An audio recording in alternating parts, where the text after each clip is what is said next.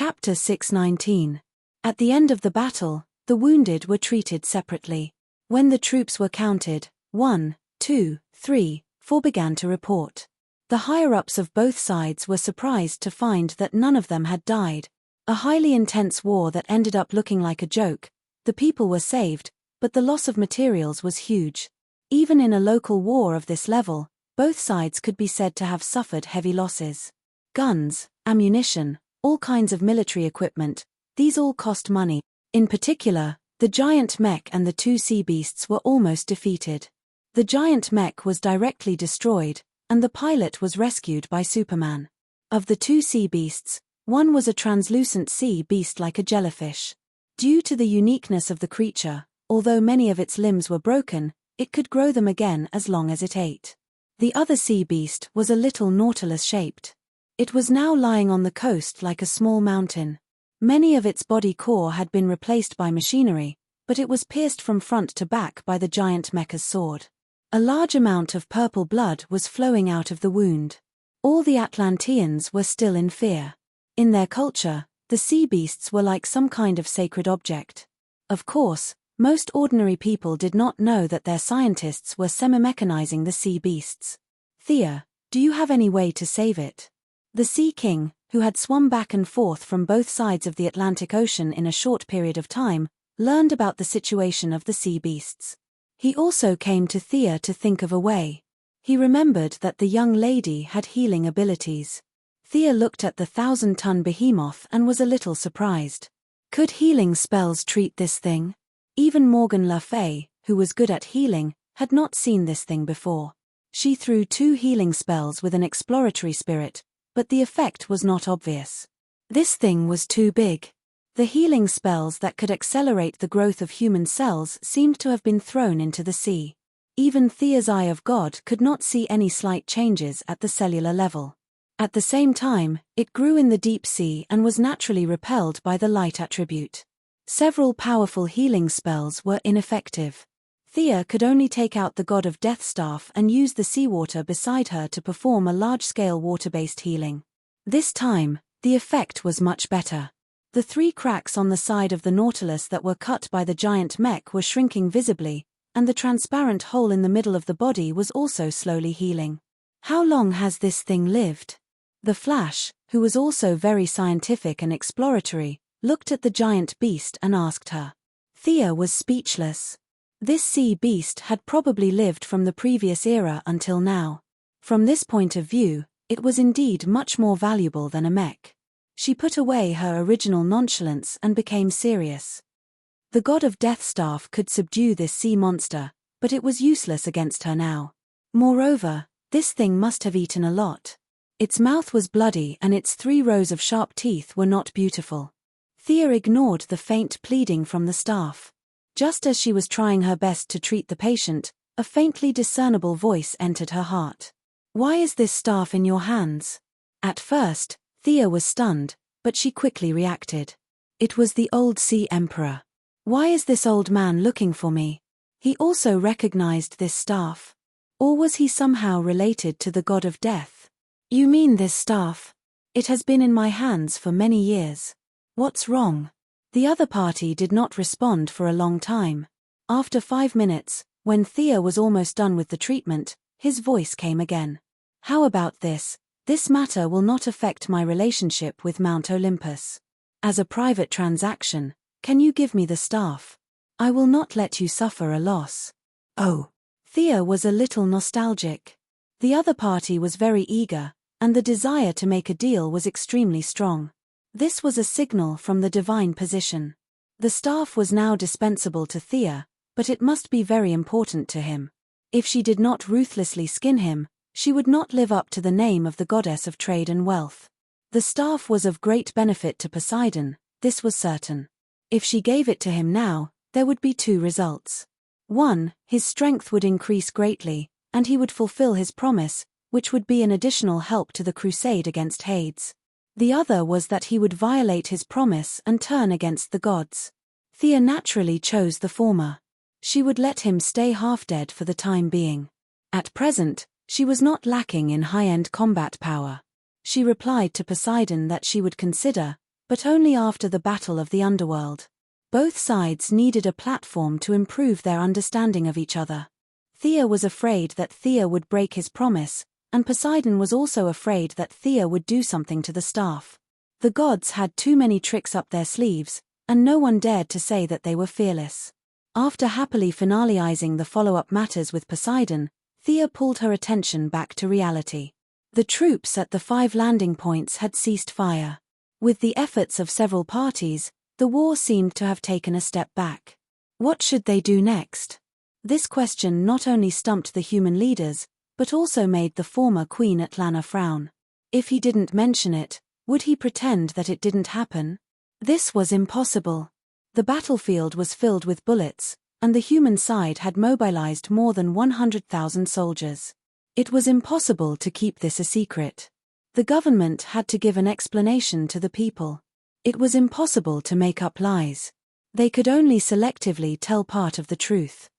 When the time came, the people would ask, "We paid so much tax to help the army upgrade their equipment. Did you win the war?" The military and the government would be dumbfounded.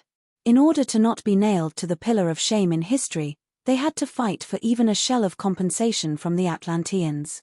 The Atlanteans also had this problem. The Queen's previous foreign policy was too passive, and this could be seen from this assassination. There were many high-level people who did not buy into this. She also had to be tough to win back some people's support. Queen Atlana could take charge of her own affairs. As for the Sea King, he was still an intern, so the Queen could only personally lead the talks with the humans. When it came to the negotiation stage, the humans had a new problem. Who was going to negotiate? The president cut off the phone line and hid in the basement, refusing to come out. The Minister of Defense insisted that he was a soldier. Soldiers did not participate in politics, so he would not come no matter what.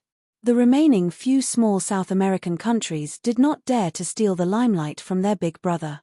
Several parties discussed, and some fought and compromised.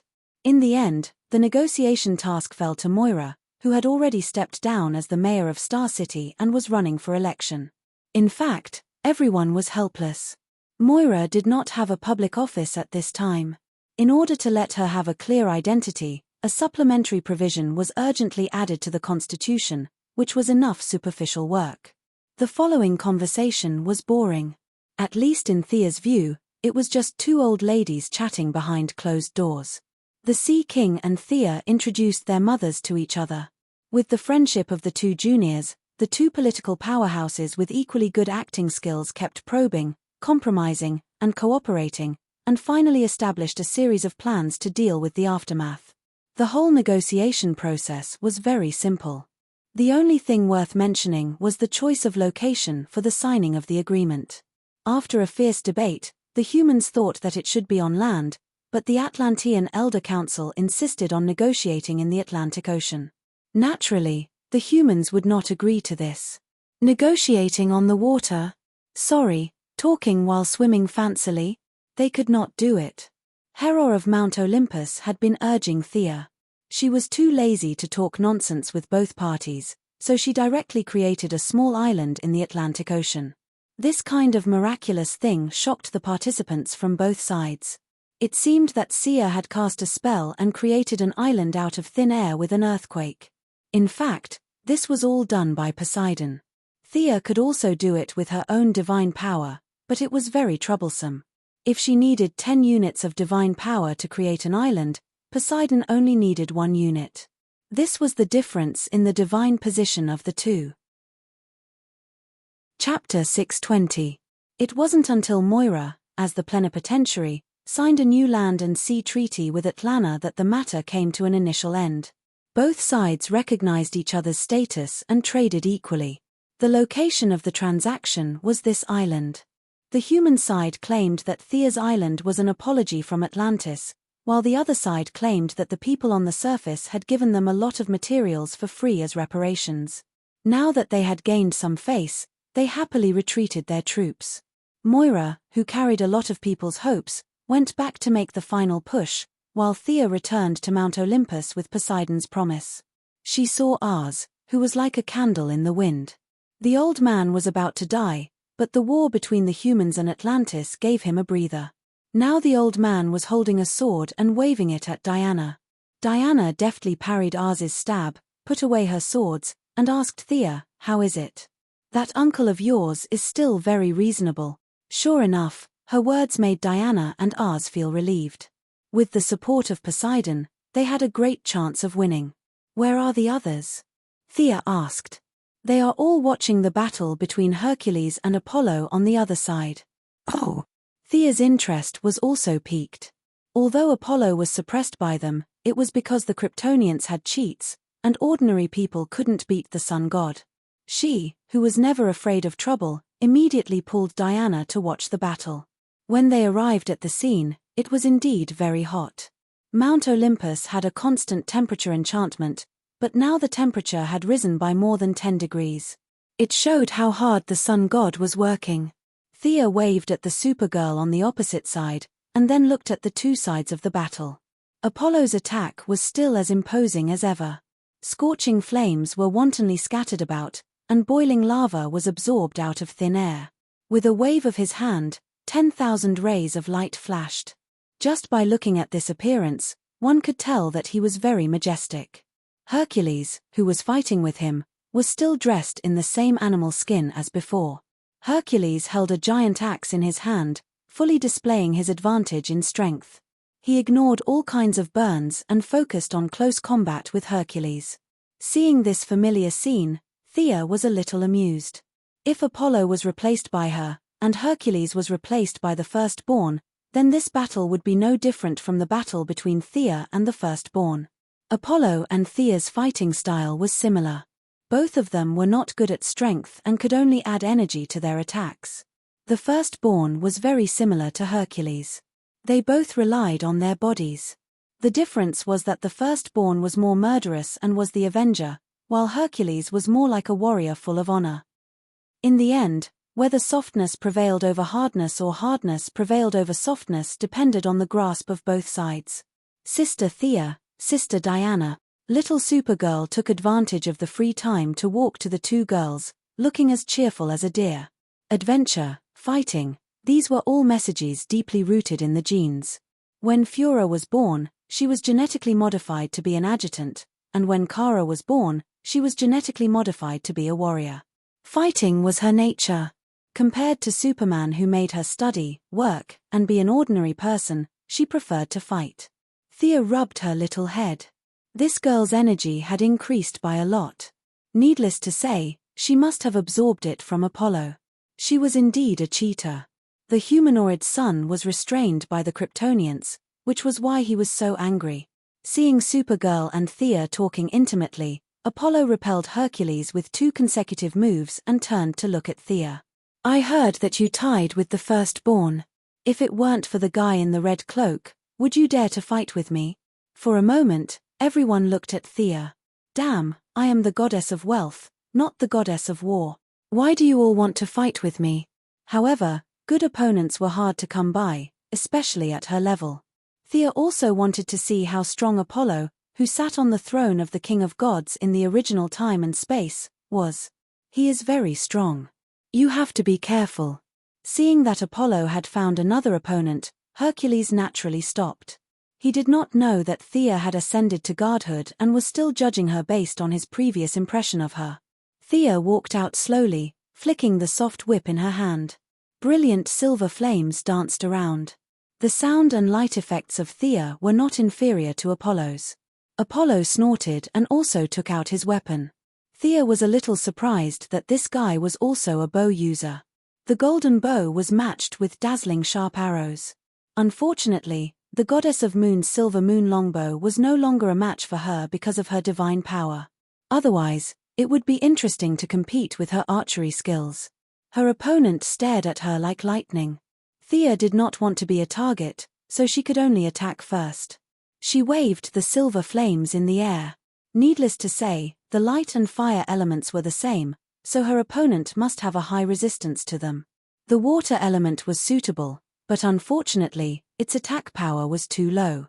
The dark element did not look good, and its compatibility with the silver flames was too low. Thea could only inject the wind element into the non-elemental silver flames. The silver flames turned into a sky blue color and danced in the air to interfere with Apollo's vision. She hid herself in the flames and used the dazzling light effects to close the distance between them. Under the sun, no one can escape. Apollo spoke like he was singing, and there was even a bit of an aria. Unfortunately, Thea did not have time to sneer, because the opponent's arrow had already left the bow, and the target was her body. "Can you see through my invisibility?" Thea did not panic in the face of danger. Her legs did not move, but her body moved 10 meters horizontally. She, who was also familiar with archery, knew that archers did not shoot in 360 degrees. Every archer had a visual blind angle, which was very small, and as the archer changed his position, the opportunity was fleeting. She used the opportunity of dodging the arrow to move horizontally to find the opponent's weakness. Apollo had rich combat experience and immediately understood her intention. He quickly distanced himself and reloaded his arrow to prepare for the second attack. Thea's several attacks were seen through by her opponent. Apollo's archery was different from Thea's. His archery was very imposing, with a kind of grand and unstoppable rhythm. Thea was helpless against the divine power of the sun god. The combat power provided by her divine position was very limited, and the auxiliary nature was far more than the combat power. Now, the reason why she could fight with several gods was more because of the good foundation she had before. Not to mention others, as long as Diana became a god, she, who also had a good foundation, could immediately tie Diana up in the room and beat her. How could she develop combat power from trade and wealth? She had been studying this problem. However, when she saw that Apollo began to use his divine power, she also began to use her confusing characteristics. The battlefield was already full of fireworks, and now there was a hint of bewitchment added to it. Money could make gods, and even gods were not immune to the power of money. Apollo's eye of truth was seriously disturbed, and he had to squint his eyes to look for her. Chapter 621. The new god's use of divine power was different from the old gods. The abilities of the old gods were what they were supposed to be, and there were few changes in the later stages. But the new gods were different. What they could achieve in the future depended on personal understanding and development. For example, if the old gods were too reckless and caused major damage, they would be suppressed by the will of the entire world. If the new gods felt that they were not doing anything wrong, they would be fine. Like in the original universe, in order to test the life equation, the Father directly turned tens of billions of people on a planet into monsters. After that, they could not be restored. He could only let Yuja lead the cavalry to carry out an extermination operation. He thought that he was righteous, so he was fine. The old gods could not do that. It was fine for Athena to occasionally turn people into spiders. But if she turned a city of people into spiders indiscriminately, she would be in big trouble. She might even die in minutes. Thea's money attribute continued to play a role. Not only Apollo, who bore the brunt of it, but even the gods were more or less affected. Diana hurriedly dismissed the Amazons who were watching the show. Their resistance to divine power was basically zero. Several female warriors showed a look of indulgence. What a strange ability. Apollo had underestimated this ability. The direct result was that he missed an arrow and fell into Thea's attack rhythm. Shadows of the whip danced in the air, sometimes left, sometimes right, sometimes up, and sometimes down. The confusing property of wealth was reflected everywhere by her magic. Even Apollo was a little dazzled by it. He could only choose a general direction and use his shooting skills to force Thea to retreat. Countless flashing arrows were shot out by him. The originally starry Mount Olympus was now as bright as day due to the battle between the two of them. Thea was not a Kryptonian. She could not take the arrows full of strong light head-on. After dodging more than 10 arrows, she suddenly had an idea. She moved her soft whip slightly, rolled up the last arrow, and activated her divine power.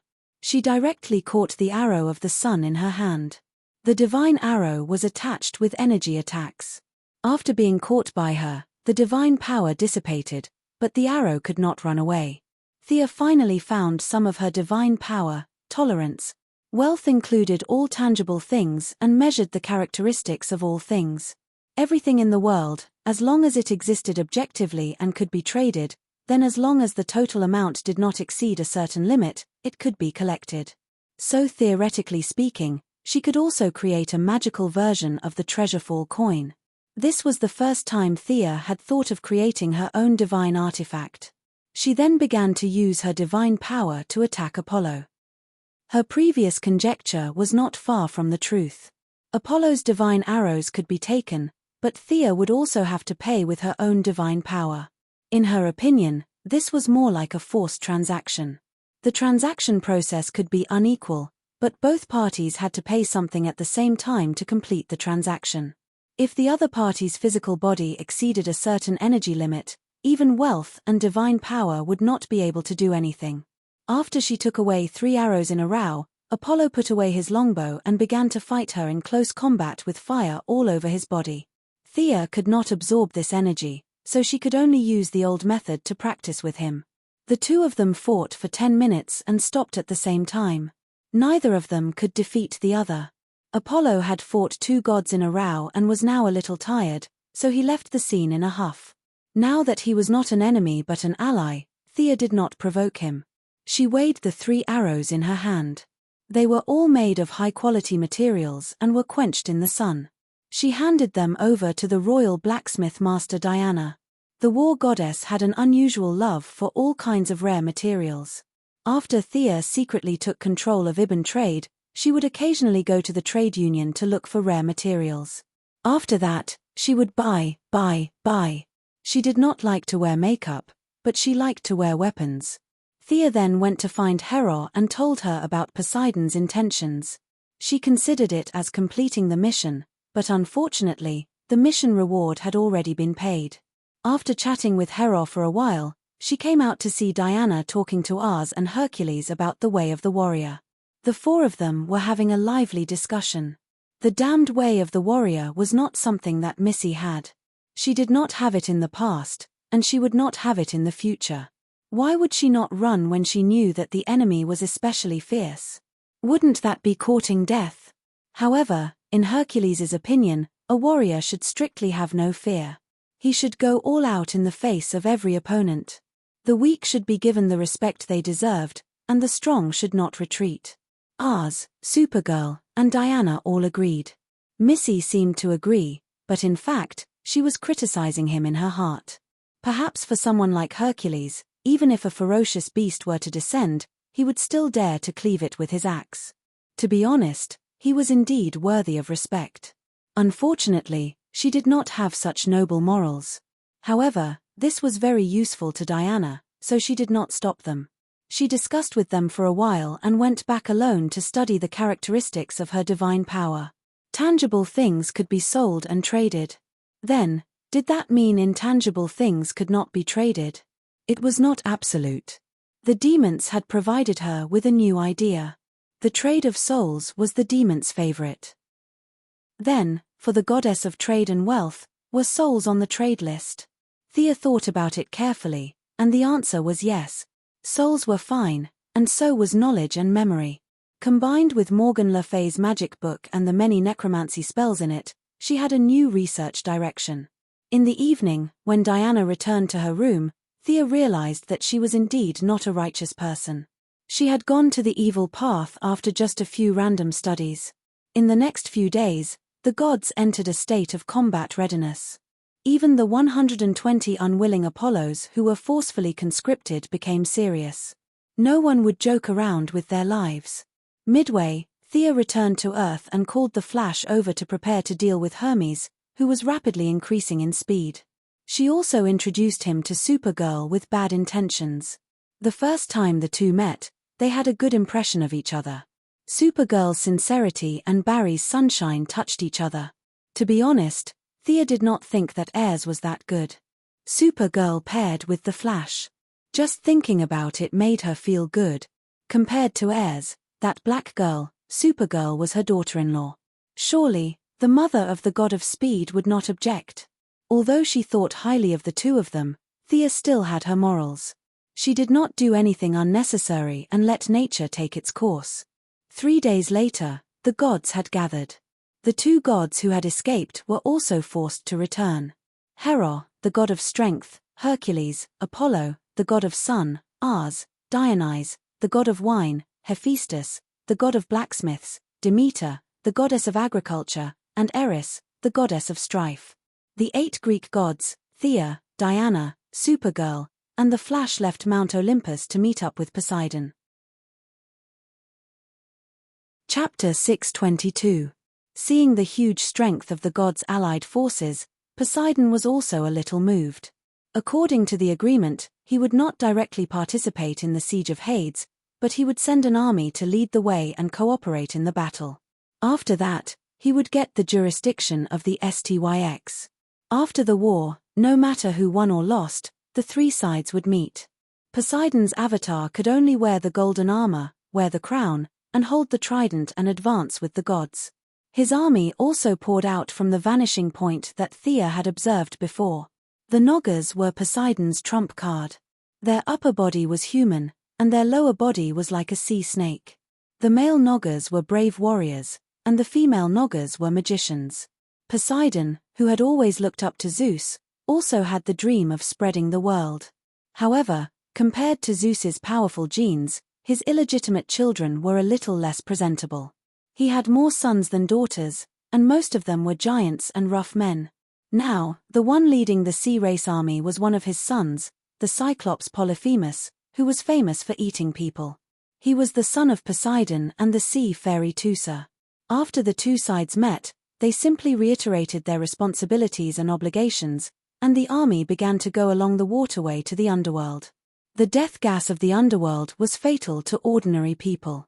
Except for the gods, ordinary Amazons, the sea race army, and the Flash and Supergirl might not be able to resist. The gods' response was to consolidate at every step, gather the power of the gods to transform the underworld in a short time, and force Hades to jump out to fight. Otherwise, the underworld was vast, and no one could find him. If he refused to fight, then they would transform the underworld directly. Every inch of land lost in the underworld would weaken Hades' divine power. In the long run, it was good news for the gods that he did not fight. The Greek gods were used to being lazy and casual. Even such a serious battle was like an outing. The Flash was a little nervous at first. When he saw so many people and gods in myths, he was shocked and felt like he was in a dream. Fortunately, there was a cute little girl beside him to relieve his tiredness. Are these guys really as described in the legends? Barry asked Supergirl as he pointed at the giants in the group. The little girl shook her head. I don't know much about the myths of their Earth. Ah! This was a lot of information. Barry was stunned. You are not from Earth? Kara's face changed again and again, and finally asked in surprise, Huh? Are you? But why are you so fast? After saying that, Supergirl walked quickly to Thea and said bitterly, Sister Thea, I seem to have been exposed. Sigh, such a naive child. Sia had known Kara for several years. Sometimes, she did not know whether to laugh or cry at this naive child. No wonder the Martian Manhunter had been protecting her. Compared to Superman, Kara was too naive. It's okay, it's okay. Barry is not an outsider. He's a very kind person. Hearing that he was a good person, Carla happily accepted the answer and went back to chat with her new friend. Poor Barry looked at the front of the team and then at the back. He was depressed to find that he was the only normal person. Thea did not pay much attention to their conversation. She was whispering to Diana. With so many gods fighting against Hades, she felt that she could do nothing. If the battle was intense, she might even go to Hades' treasury to take a look. The Greek gods were interesting. The god of wealth was none other than Hades. All the gold and treasures buried deep in the earth belonged to Hades. It was precisely because this guy was also the Greek god of wealth that Sia had been inciting several parties to fight against this grandson. There were both old and new grudges, as well as the messy struggle for divine power and divine position. It could be said that it was extremely complicated. At this time, Sia was discussing with Diana in a low voice about how to take away Hades' treasury without attracting attention. It would be even better if they could kill this guy silently on the battlefield. Diana could fight against the whole world for the sake of her lover. Now, she was only taking some of her evil uncle's treasures. She had no moral doubts at all, especially since she already knew that Sia's godhood was a treasure, so she had been helping to come up with ideas.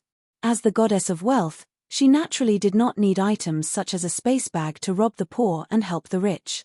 All wealth could be transformed into divine power by her, and she could freely convert it back. The goddess of wealth also had a super small plane that Sia named the wealth space.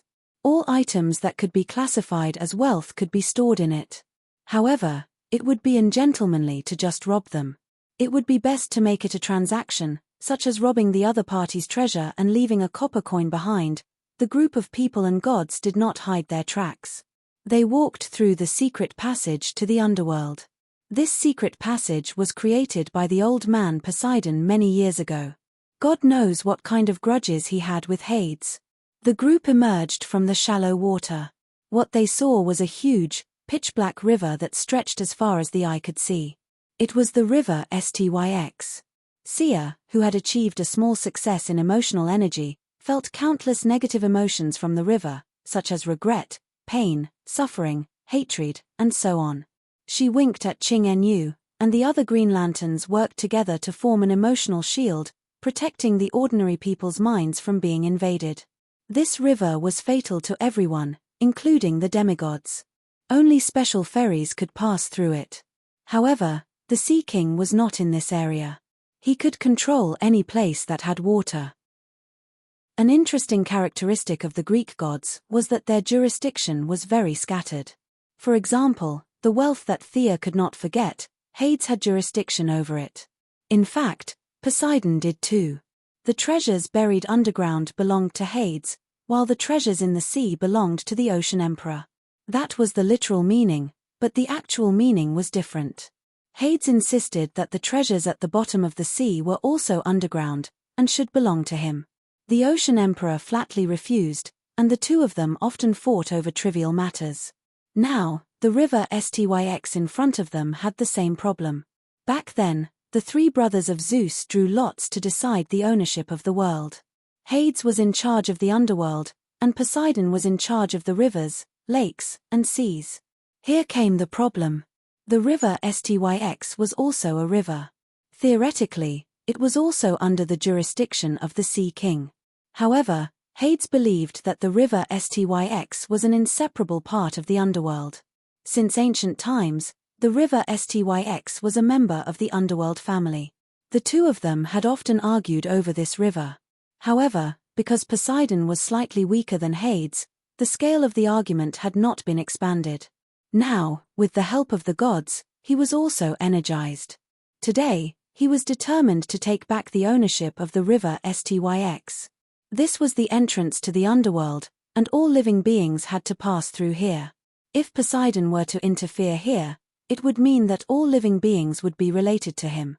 The Atlanteans who believed in him would receive preferential treatment after death, and the believers on the surface would also receive a large portion of the benefits.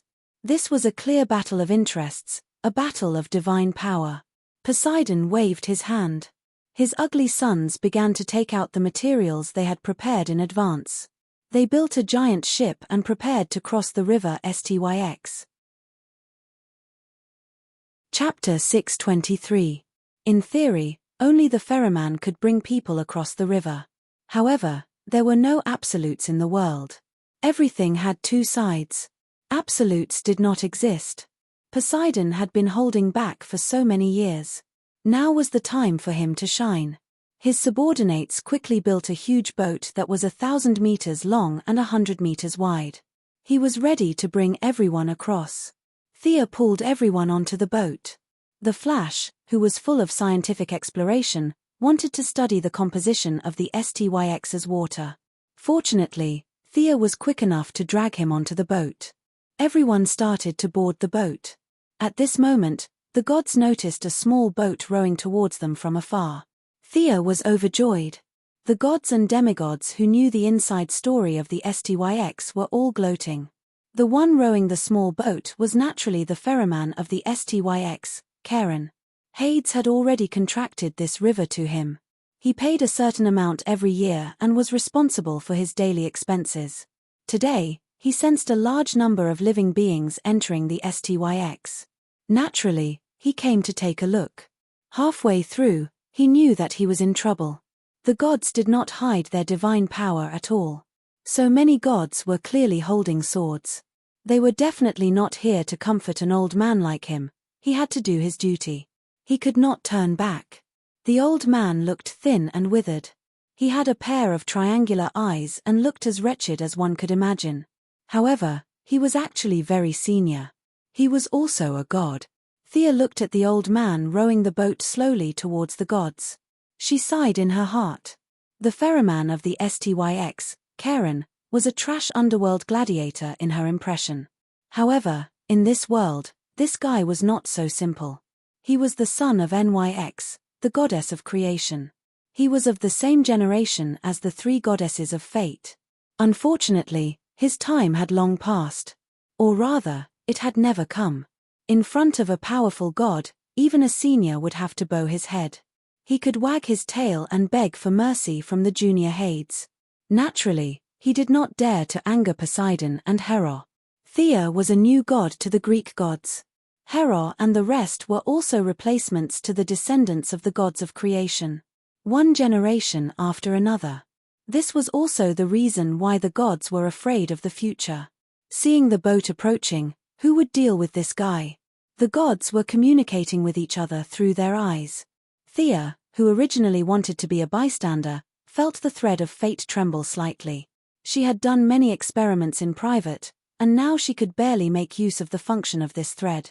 If she followed the arrangement of fate, then the thread would be tightly attached to her hair. If she wanted to do something that fate didn't plan for, then the fate thread would suddenly protrude, a classic example of reverse growth. Fortunately, the fate thread was now somewhat connected to her and was slowly accepting her.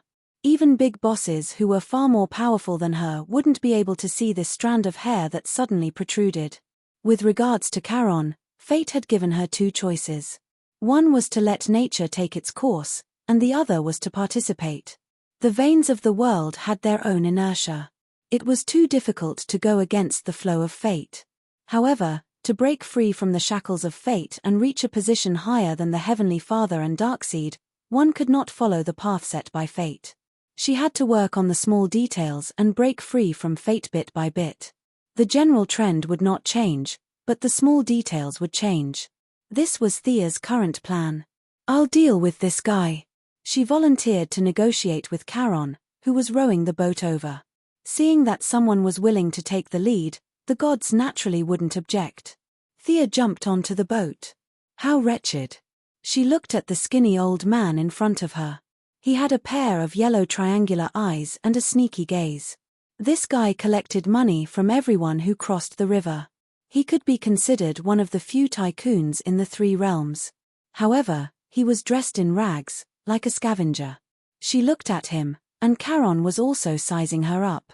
Today, Thea was going to participate in the Greek War of Gods.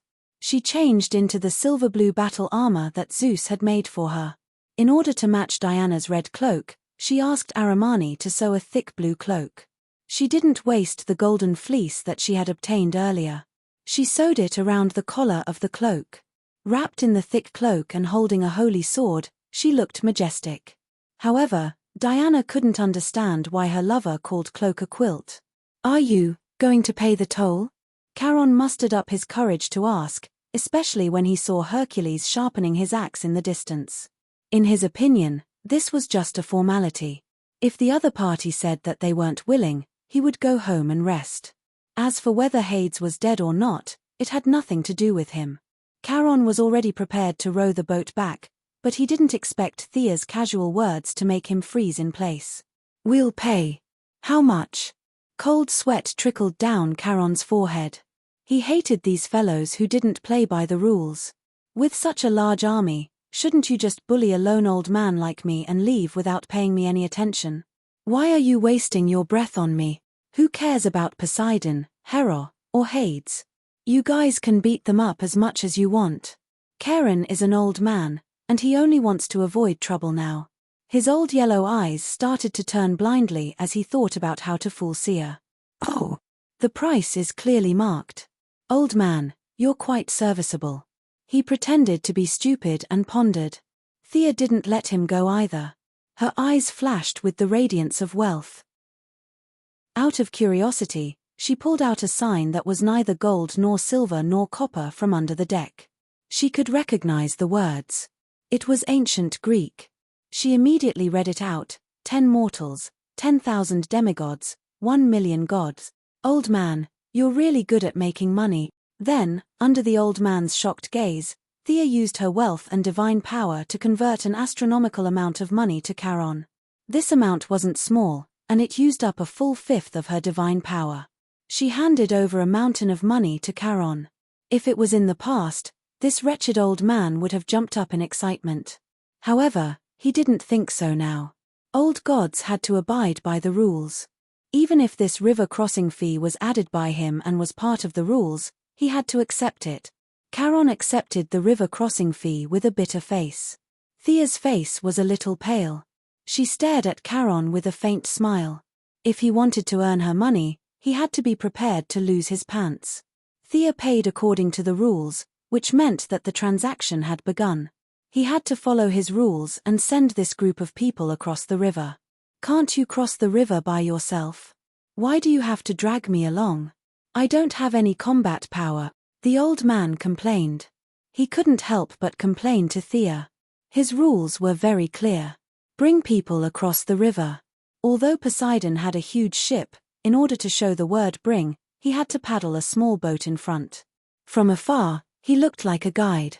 It would be fine if Poseidon won, but if Hades won, the future of this guide would be worth pondering. Others were led astray and mistakenly boarded a pirate ship, but he directly joined the enemy and became a guide. In the past, this kind of people were the worst to be hated by rulers. Chapter 624. Karen thought that being forced to become a thief was already the worst news, but the worst was yet to come. The experience in the underworld was a nightmare that he had never imagined since he was born. The sighing old man looked at Thea sitting on his boat with her eyes closed. He wanted to hit her with a stick, but he knew that it was unrealistic. Unless he didn't want to live, he had to follow the rules. Just as he was sighing and thinking that today was the most unlucky day, some kind of feeling shrouded him. What is it? The old man was the son of the god of creation after all. In terms of seniority, he was the uncle of Hades and Zeus. Although he was weak, he still had some knowledge. This kind of power that suddenly appeared seemed to be some kind of rule that restricted him. Before he could figure out the abnormality, he saw Thea take out a huge stone slab from the void and hand it to him. Why are you giving me this? Karen took the stone slab and looked at it. On it was clearly written, "Send the gods, Thea, across the river." He was unfamiliar with this extra name. If he wasn't wrong, it should be the despicable woman that he wanted to hit the river with a stick. He focused and continued to read. One party paid, and the other party provided service. It was written very clearly. When he saw the last line of the agreement, he thought that he understood the other party's sinister intentions. If I don't send you across the river, I have to compensate you 10,000 times the loss.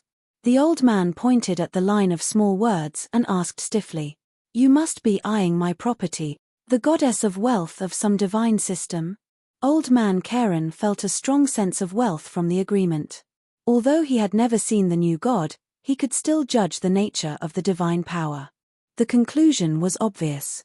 The other party was eyeing his money. She was eyeing the hard-earned money that he had earned as a ferryman for tens of thousands of years. However, he didn't know how the other party came up with the punishment clause. This kind of method that could be implemented without his consent was too strong. Anyway, he didn't plan to go back on his words. He would just take them across the river. 10,000 times the compensation? What a joke. Thea had paid an astronomical figure. The crossing fee included 2 gods, more than 10 gods, hundreds of demigods, and hundreds of thousands of mortals. It was a huge number. Multiplying this number by 10,000? Karen felt that he couldn't afford it even if he worked for tens of thousands of years. It was just crossing the river. I'll just take you there. He felt that Thea's methods were mysterious and unfathomable. In fact, this was a new application of the Genesis. The subject of the transaction did not change, and the transaction item did not change, but it could add a note without the other party knowing. Originally, Thea couldn't have added it directly since she was also a party to the transaction. However, she was able to borrow her own talent, the power of will within the order scale. This mysterious power was capable of drawing out the origins.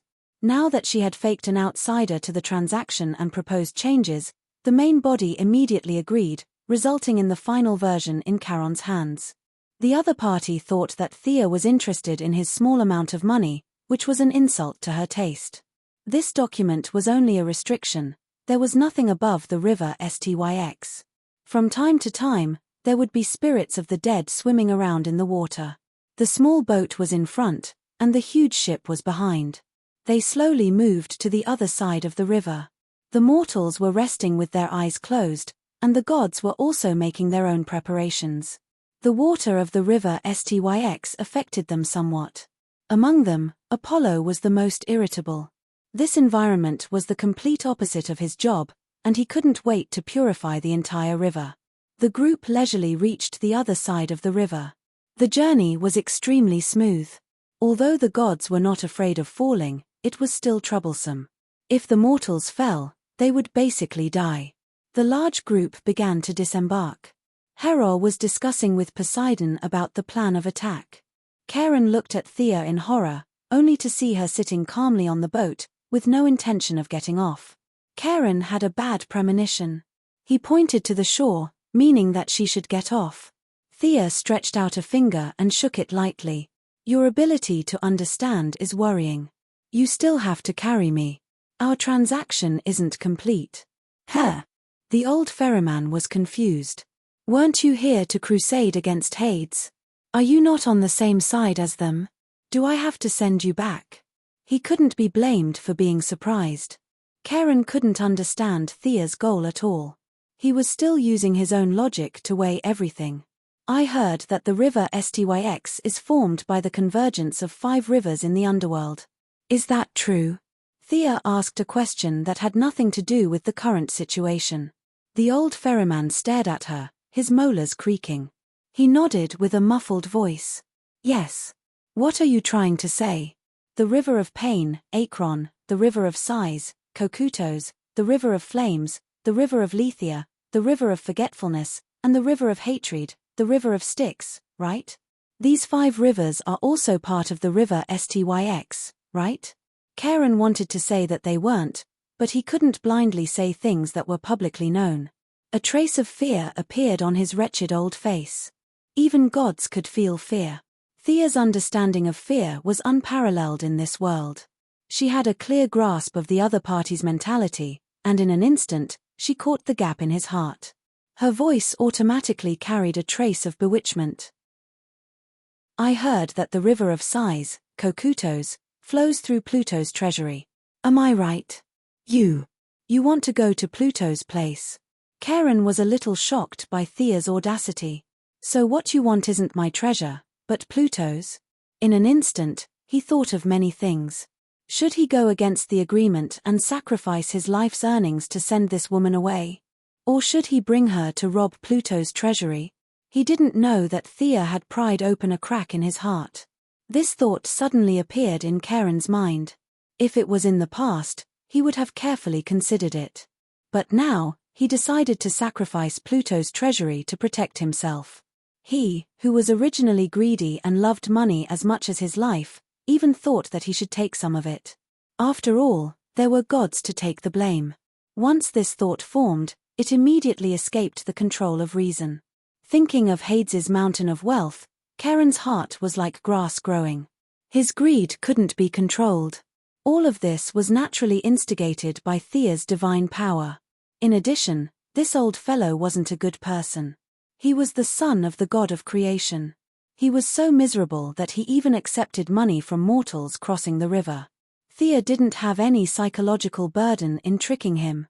Charon didn't know that there was an even bigger pot waiting for him to take the blame. He anxiously looked at the gods discussing. He couldn't wait to lead the way himself. You guys hurry up and fight. I'll go take Hades's treasury. Thea wouldn't be blinded by wealth. She was very calm and called Diana over. The two of them used the old man's boat as a cover. The interior of the boat was also a subspace. Each of them left an incarnation to follow the main group while their main bodies hid in the boat.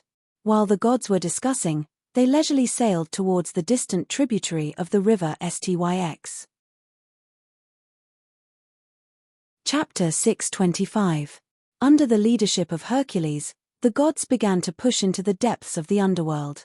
Hercules was one of the few gods who had come to the underworld and returned unscathed. Now, this fierce general who had entered the underworld for the second time was holding a thirsty axe to clear out the miscellaneous soldiers who came to stop the enemy. Later, the gods began to purify the underworld. Among them, Apollo contributed the most. When his scorching light swept across, the unconscious dead would be turned into ashes. Those who still retained their consciousness would join the alliance of the gods. Not long after the gods began to move, Hades could no longer sit still. The underworld was the source of his power. With every bit of it gone, his power would weaken. He had no choice but to fight. Hera, Poseidon? Haha, I didn't find trouble with you, but you came to me on your own accord. It's been a long time since we brothers and sisters gathered together. I really miss those days. Just like how Sia and Hera had wreaked havoc in the underworld, a huge face made of blood appeared in the sky. Facing the alliance of the gods, he was not afraid at all. Hades, the gods ask you to surrender. We can give you the respect you deserve.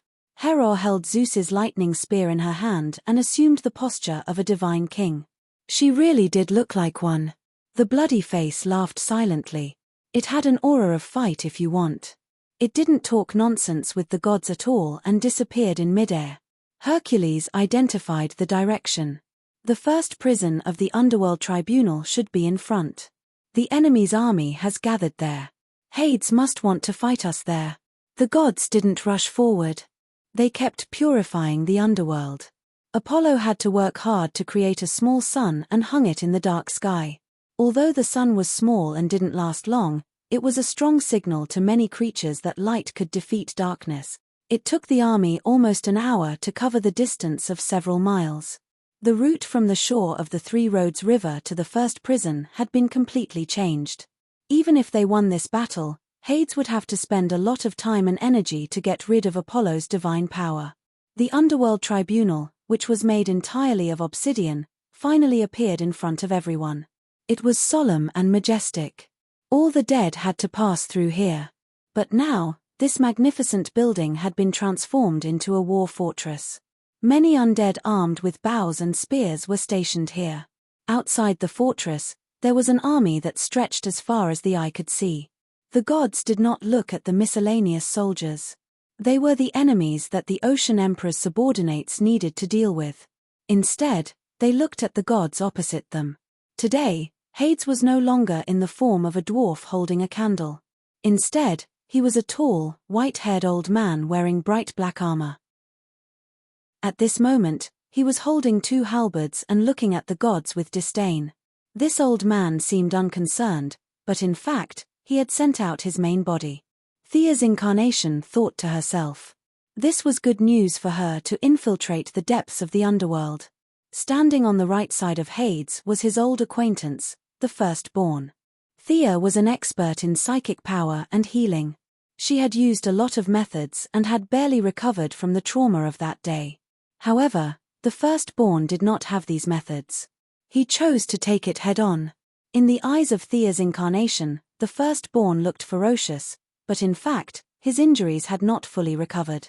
At most, he could only use 70% of his strength. The firstborn and Hades were somewhat in an alliance. The two of them were barely standing side by side. Hades did not make things difficult for his nephew. He stood slightly ahead of him. There were also a few gods behind Hades. The first one that came into sight was Hermes. This despicable man, not only was he not dead, but he seemed to be getting more and more energetic. On the left side of Hades was the underworld queen Persephone.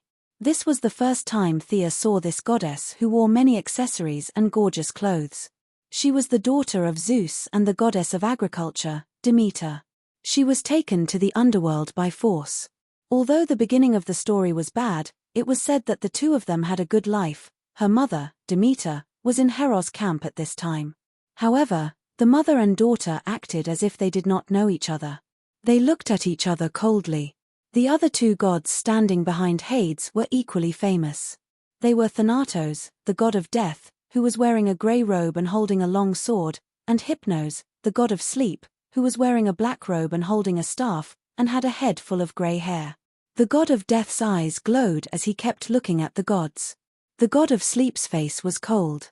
His eyes were half closed and half open. He stood there leisurely, as if nothing could attract his attention. These two gods and Charon, who was scared by Thea to get rich, were actually brothers. They were also the sons of the goddess of creation, Nyx. They had been in the underworld for a long time. Their duty was simple, which was to support the underworld king. Behind them stood three top demigods. They were the three judges of the underworld, Rhadamanthus, Minos, and Iagos. The three of them were equally powerful. In the eyes of Thea, their strength was only a little lower than Diana's. They could even crush the gods of art on her side. Both sides had come to this point. All words had lost their effect. There was only one choice, which was to fight. Let's talk with our fist. Zeus was missing, but his equipment was still there. As his wife, the current king of gods, Hera was wearing Zeus's top godly equipment.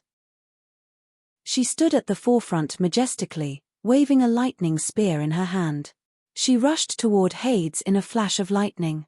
Hades was facing his sister and sister-in-law. Yes, Hades was the eldest of the three brothers. The third sister in front of him was Hera, and the two younger brothers were Poseidon and Zeus. This time, he was not afraid of fighting with his original body. He swung the halberds in his hands toward Hera. Hercules, who had a good view of the overall situation, knew that Hera could not defeat Hades. He put aside his personal grudges for the time being. He roared and joined the group with a sharp axe in his hand. He and Hera cooperated, one in close combat and one in long range. They fought with Hades back and forth. Apollo, who had always been bad-tempered, saw that the strongest Hades was being held back. He flashed into the enemy's camp and purified the army of the underworld. Many of the dead were burned into charcoal by the light. The few demigods also chose to avoid the attack temporarily.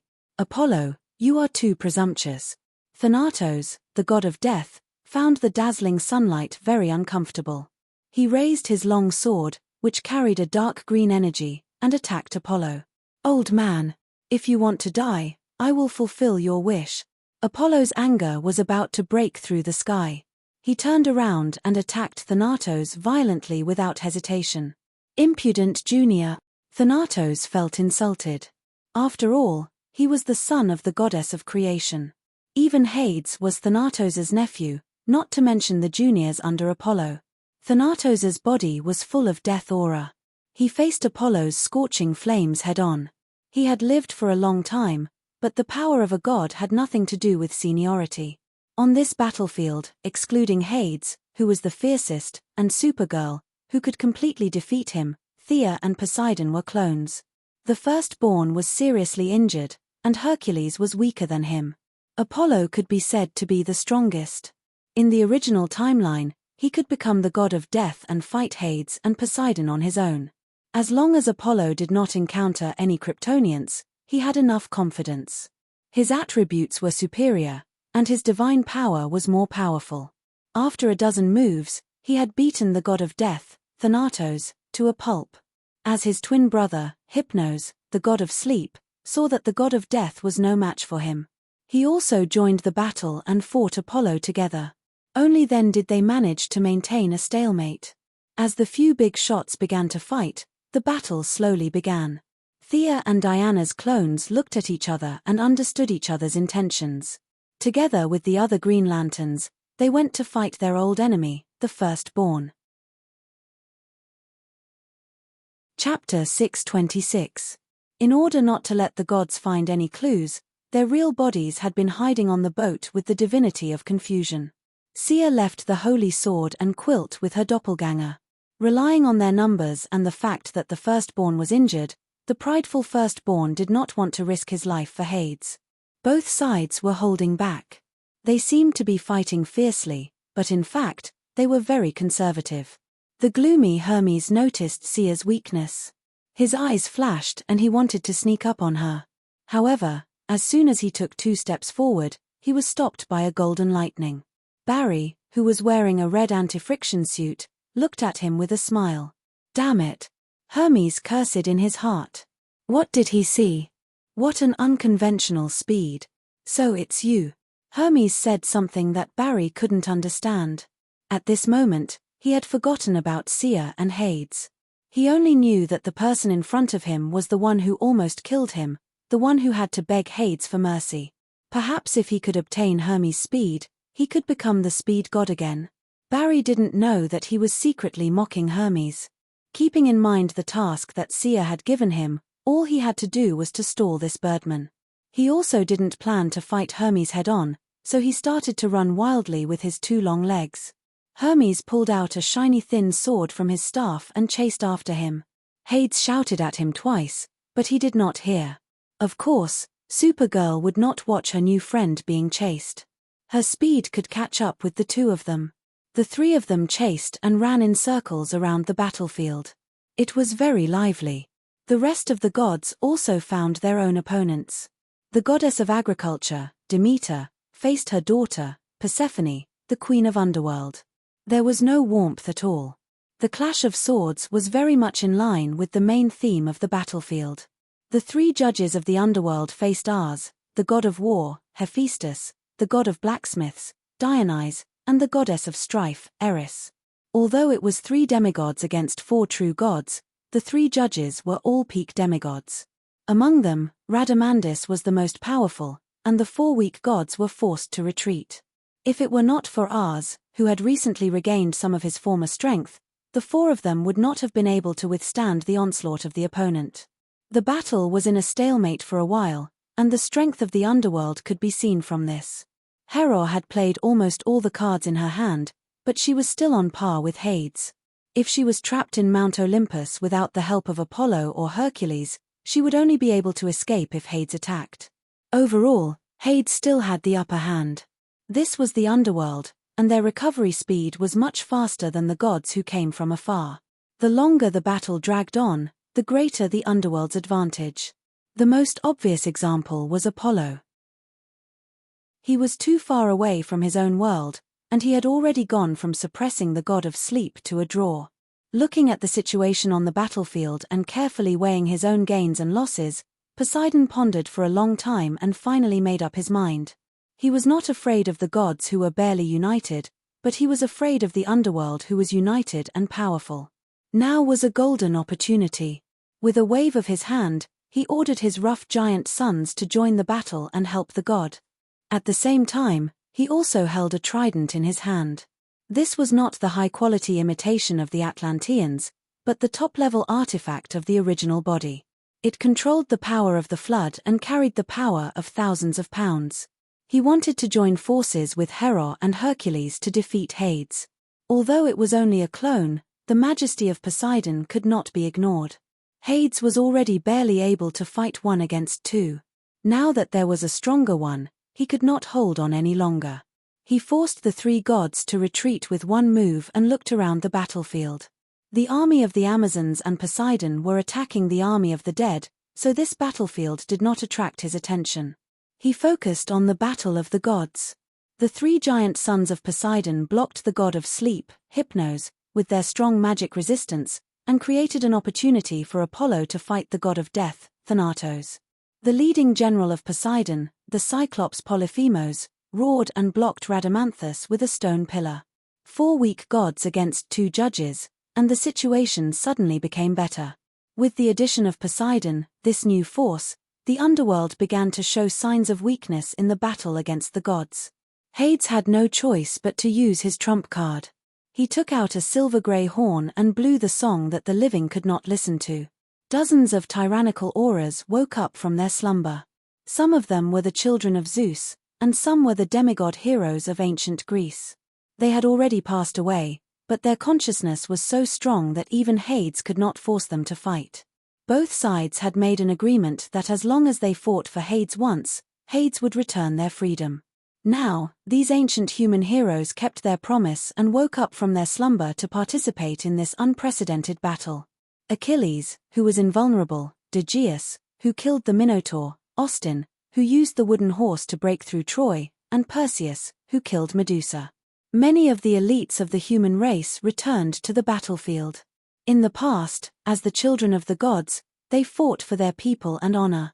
Today, they once again picked up their swords, only for themselves. Hades was not satisfied with waking up the slumbering heroes. He then used the authority of the underworld to summon all the gods living in the underworld to participate in the battle. Even a rotten ship had 3 nails, not to mention that the underworld had existed for countless years. Many ancient gods had chosen to settle down here, and Hades usually did not provoke them. Now that the underworld was about to face a disaster, he had come to invite them personally. They should at least give him some face, right? Hades's face fruit was quite effective. The goddess of uneasiness, Alecto of the 3 goddesses of vengeance, hesitated to participate in the battle. The son of Gaia and the second god King Uranus, the 100-armed giant, also responded to the summons and joined the battle. There were those who supported him, but there were also those who did not. Even Hades did not dare to reprimand these big shots. He could only endure it. Just as he was about to take out a small black book and remember those who did not give him face, he realized that there was a god's name that stood out among those who rejected his summons. The god of distinction, Charon, also rejected his summons. Who was this guy? Wasn't this the lonely old man who rowed a boat on the river Styx? Hades started to think as he dealt with Poseidon's attacks. Damn, my authority has fallen to such a level. A greedy miser is not even putting me, the king of the underworld, in his eyes. Hades, who had always been as cold as ice, burst out with a rare emotion called anger. Hera dared to bring the gods to cause trouble, and the Ocean Emperor dared to surround and attack. These were all within his tolerance range. To be honest, there was no need to be angry. It was very normal. They were all existences of the same level. What kind of person was Charon? How dare he look down on me, the king of the underworld, Hades? The more he thought about it, the angrier he got. Divine power was flying everywhere on the battlefield, obstructing his vision. Hades had to deal with the enemy's attacks and did not have time to search for Charon. But to make an example of him, he was prepared to make an example of Charon. He immediately shouted, "Charon, you bastard, I, Hades, swear in the name of the king of the underworld that once I end today's battle, I will personally chop off your dog head." Chapter 627. Hades's voice was very loud, and the entire underworld was his territory. Naturally, his words were like a world channel. As long as one had a hearing system and a brain, they would be able to hear him. The wretched old man, Charon, who was rowing the boat quickly and was happily thinking about robbing Pluto's treasure, naturally heard it too. Hades's divine power instantly shattered the confusion effect that Thea had set in his mind. Charon suddenly woke up. Where am I? Looking around, he was currently at the lower part of the river Styx, the river of sighs. What did I do just now? Although he was confused, his memory was still there. He had just wanted to rob Pluto's treasure. Therefore, with this thought in mind, he rejected Hades's summon without thinking. Now that he was going to find Hades and tell him that he had repented and become a god again, was it too late? It was definitely too late. Charon's old face was crying.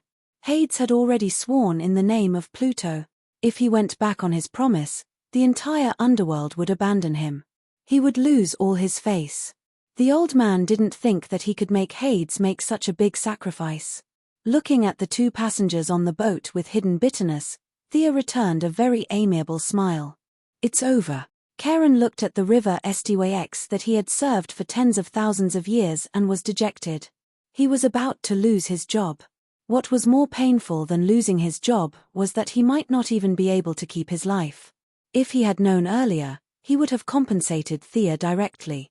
He could have paid in installments. Hades's shout could be heard by the entire underworld. Thea felt that her plan had taken a big step forward. Seeing the old man so regretful that his intestines turned green, she hurriedly comforted him. The gods have already discussed. In the future, the river Styx will be under the jurisdiction of the Ocean Emperor.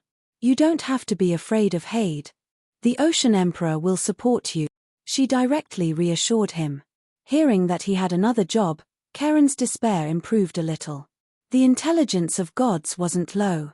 After all, they were old. Karen was speechless. Even if he saved his old life for now, what could he do in the future? He couldn't leave the river Styx, and Hades wouldn't leave the underworld. When the time came, he would be under Hades's nose every day. How could he expect Pluto to forget about the enmity with a smile? What a joke!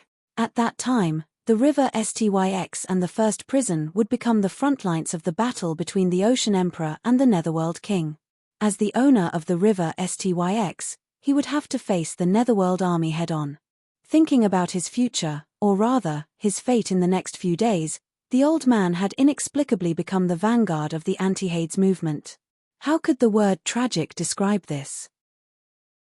But no matter how hard he thought about it, he couldn't think of a good way to get out of this predicament. He was like a flying insect trapped in a spider's web, surrounded by hunters sharpening their knives. The choice that fate gave him was to happily spend the last few days of his life. As for what happened after that, it was up to fate. As the saying goes, since you can't resist, you should enjoy it. What was the happiest thing for the old man? That was money. Was there any place in the land that could tempt him more than Hades's treasury? Anger rose in his heart, and evil grew in his guts. He might as well not rest until he was dead. He might as well go and snatch it himself. If he was bewitched by Thea's divine power before, then now he was wholeheartedly doing this. He pushed the boat quickly, and like an arrow leaving the bow, he rowed towards the depths of the Netherworld. Thea saw his actions and secretly laughed. He was the son of the goddess of creation and had such a good background, but he ended up like this because of greed. She and Diana continued to close their eyes and rest, their minds focused on the battlefield in the distance. With the help of many heroes and gods, Hades's decline was finally reversed. However, he had a trump card.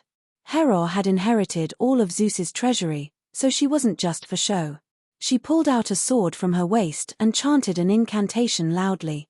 In an instant, wind and thunder roared, and a large patch of dark clouds appeared out of thin air, covering tens of thousands of miles of the sky in the battlefield of the gods. Lightning flashed and thunder roared, and large balls of lightning raged between the clouds, occasionally attacking the creatures on the ground. However, due to the negative energy of the dead on the ground, the chances of them being struck by lightning were much higher than ordinary people. Zeus. All the creatures of the underworld, including Hades, were the focus of attention. The divine power contained in the clouds was no stranger to the brothers and sisters. It was left by Zeus. In the brilliant divine power, they seemed to see the mighty god king again. Needless to say, this was left to guard against Hades. Apart from being too fickle in love, Zeus was actually very good to Hera. If he didn't have many backup plans, Hera wouldn't have come to confront Hades no matter what Thea said. Because this thundercloud contained the divine power left by Zeus, it lasted for a long time.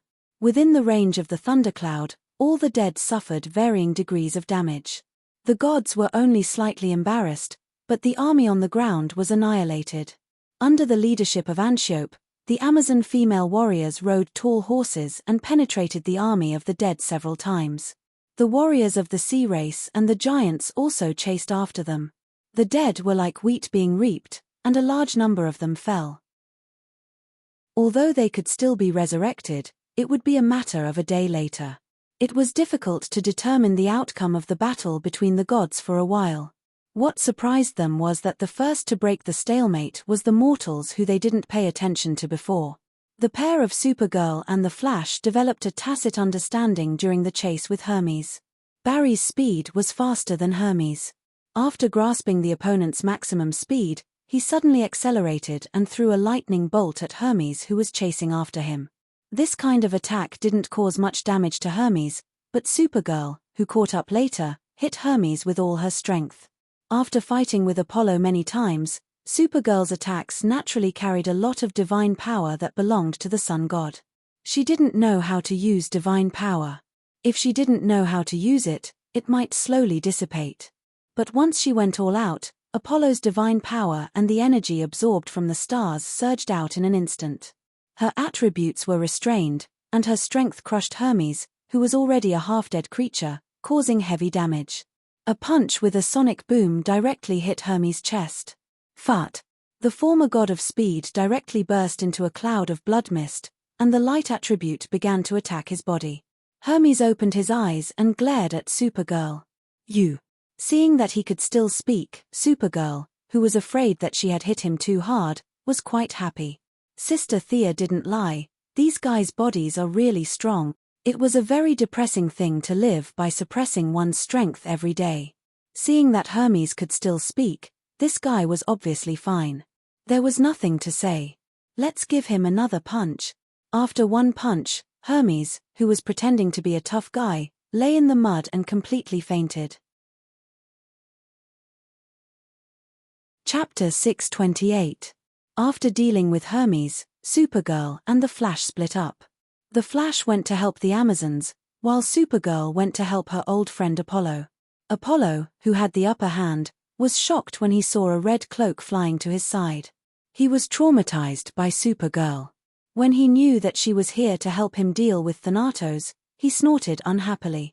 Although she was not a god, Supergirl's attack naturally contained the energy of a star, which was very effective against Thanatos. Facing two unreasonable human-shaped suns, it was only a matter of time before Thanatos was defeated. At the same time, in the depths of the underworld, Thea's small team, Rob the Rich to help the poor, also arrived at the door of Pluto's treasury. Seeing the two women stepping on the land on the shore, Karen, the boatman, finally breathed a sigh of relief. The transaction was completed, and the shackles of the divine power were gone. However, he was not happy at all. He, who had not been ashore for tens of thousands of years, thought of Pluto's treasury, and his heart seemed to be lit with evil fire. After a little hesitation, he also jumped ashore. The pitch-black door was so heavy that it seemed to be able to stagnate the air. Hade's treasury was not only big, but it was also built very widely. Just a rough estimate of the area covered was comparable to a street in Star City. Even Diana, who was not greedy, could not help but be amazed.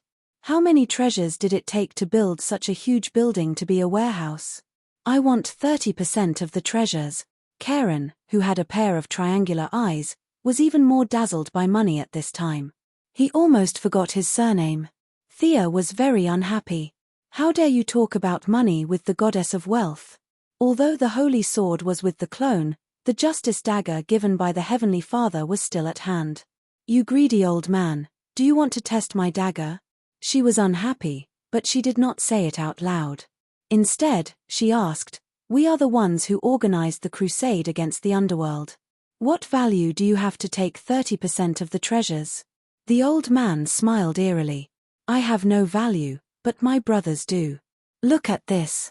As he spoke, he took out a token with the unique symbol of the sleeping god, Hypnos, and a pair of wings covered in feathers. Speaking of this token, it was a very long story. At first, Hypnos thought that Karen was his half-brother, so they had to keep in touch with each other, so he gave him a token. But later, they found that this brother was too unbearable. He only cared about making money, which was simply unreasonable to the extreme in the eyes of the gods. What was the use of money to the gods? They tried to persuade him several times, but to no avail. Karen only had that little hobby. He didn't care about anything other than small amounts of money. As time passed, Hypnos had long since given up on his half-brother. You can just count money in the STYX.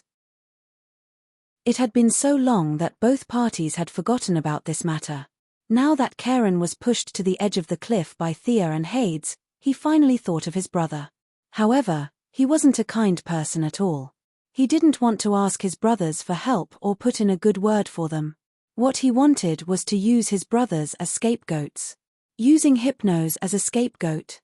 This idea sounded a little ridiculous at first, but it wasn't difficult at all. It could even trigger a chain effect on the battlefield. Thea secretly calculated. Her original plan was to force a deal with Hades and leave him with a copper coin. Now, with Karen's enthusiastic help, things could develop more harmoniously and orderly. Thea immediately changed her original plan. Hypnos and Thanatos were twins. If Hades had a conflict with his right-hand man, the scene would definitely be very funny. She would get the treasure and let someone else take the blame. This business was completely feasible. How about this? Let's sign a new final agreement. All the coins of the STYX will belong to you. What do you think? Thea pulled out a slate from the void and prepared to do a second business deal with Karen. Karen trembled when he looked at the slate, but his greed suppressed his fear. He read the contents in trepidation. All the coins belong to me. You don't want any of it. What we want are weapons, treasures, and anything that can increase our strength, Thea said honestly. Karen pursed his lips, indicating that he didn't understand. Coins were the best thing in the world. Why would these two women want those weapons and treasures? Crazy. Thea also didn't understand why this guy was so obsessed with money. Was it because of some psychological trauma in his childhood? After looking at each other in disdain, Karen confirmed that Thea wouldn't add any additional agreements and finally agreed to the deal. After completing the new agreement, Thea signaled to Karen that it was time for him to show his worth. As the three of them hesitated at the entrance of the treasury, the guardian of the treasury finally got up slowly. Cerberus, the three-headed hellhound. All the three-headed hellhounds were its direct descendants. Its current duty was to guard the treasury of the STYX. However, for thousands of years, the surrounding area was a forbidden area. It was used to slacking off and didn't realize that strangers had come. Thea and the others discussed for a while. Only then did the three-headed hellhound realize its duty. It stood up shakily, wanting to see who had disturbed its sleep. This fellow wasn't beautiful at all. Thea narrowed her eyes and glanced at it. It had 3 ugly heads, 6 ferocious eyes, and a tail that didn't look like a cute dog tail. Instead, it looked more like a snake's tail. In any case, it looked like it was going to be chopped up. Holding back Diana, who was about to draw her sword, Thea signaled to Karen to negotiate. The shivering boatman Karen walked in front of the three-headed hellhound. The three-headed hellhound sniffed with its 3 big noses. This fellow had a very strong aura of the underworld. It seemed like he was one of them. The 3 ugly heads looked at each other, waiting for Karen to speak. Karen lived up to his nickname of a treacherous villain. He didn't care about brotherhood and took out Hypno's token like a lackey. Lord Hypnos ordered us to go to the treasury. Let us in. Actually, Karen had the thought of leaving Thea and the others behind and taking the treasury for himself. However, he quickly dismissed the thought. Hades already had a death feud with him. If he offended Hera and Poseidon as well, would he still be able to live? At that time, even if his mother, the goddess of creation, appeared, she wouldn't be able to save him. As it turned out, Hypno's token was quite useful. The three-headed hellhound's 3 thoughts were all tangled up and its consciousness was a little chaotic. It usually needed the help of Hypnos to sleep. To a certain extent, it had to give face to the god of sleep. The 3 heads had a messy conversation. Karen tossed the token to one of the heads. The other party carefully identified it and confirmed that it was indeed the token of Hypnos, the god of sleep. Only then did it slowly step aside. Karen, who had rowed the boat on the river STYX for tens of thousands of years, had a lot of strength. He anxiously placed his hands on the door. The 10,000-ton stone door was slowly pushed open by him. Chapter 629. Exerting all his strength, he pushed open the door. Before he could rest, the old man's eyes were blinded by the jewels in the room. Fortunately, his hobbies and rationality reminded him. After identifying the direction, he rushed to the left side hall at a speed comparable to Hermes. A large amount of money was waving at him. The 2 girls walked past Cerberus and walked along the passage. They had to admit that Hades had a rich collection. Compared to Zeus's high standards, ordinary treasures could not catch his eye. Hades, on the other hand, did not reject anything. This was also the main reason why he built such a large treasury. Refined gold, mithril, and orichalcum were piled up in piles. Even Diana was a little surprised by the brilliance of the jewels and jades. "Take them all." Diana, who had always regarded money as dirt, could not help but have some hope in her eyes when she saw the jewels. Thea waved her hand and put all the jewels into her wealth dimension. She was going to split them up when she got home. After all, they were going to participate in the battle later. It would be awkward if they were discovered carrying the jewels. At the same time, she muttered in her heart. No wonder the underworld queen did not mention anything about going home after she was kidnapped. She was most likely moved by these tons of jewels. Along the way, their eyes were filled with the weapons and armor of ancient warriors, demigods, and gods. There were also magnificent works of art. There were also divine weapons, demigods, quasi-divine weapons, and many magic equipment. They even saw a huge set of armor. According to Diana's appraisal, this was the armor of the second god king, Kronos. The two girls, of course, mainly Thea, were as happy as mice that had fallen into a rice bowl. No matter what it was, they put it all into their wealth dimension and looked at it carefully when they got home. Wow, so beautiful. The long-legged goddess suddenly stopped walking. Thea followed her gaze and could not help but be stunned. Not far away, four unusually strong black warhorses were looking at the two girls. Behind the four horses was a luxurious chariot. Hade's chariot. Thea was a little surprised. "Can we take this away?" Diana also asked carefully. This thing was alive, so it definitely couldn't be put into the wealth space. Besides, it was Hades's personal belongings, so he would definitely sense it if the two women took it away. However, Diana really liked these horses. Her eyes were fixed on Thea. To be honest, eldest Mrs. Love for horses was just that. It was better to drive a car than to ride a horse. These horses were not the cute type. However, for the sake of Diana's happiness, it was not too troublesome.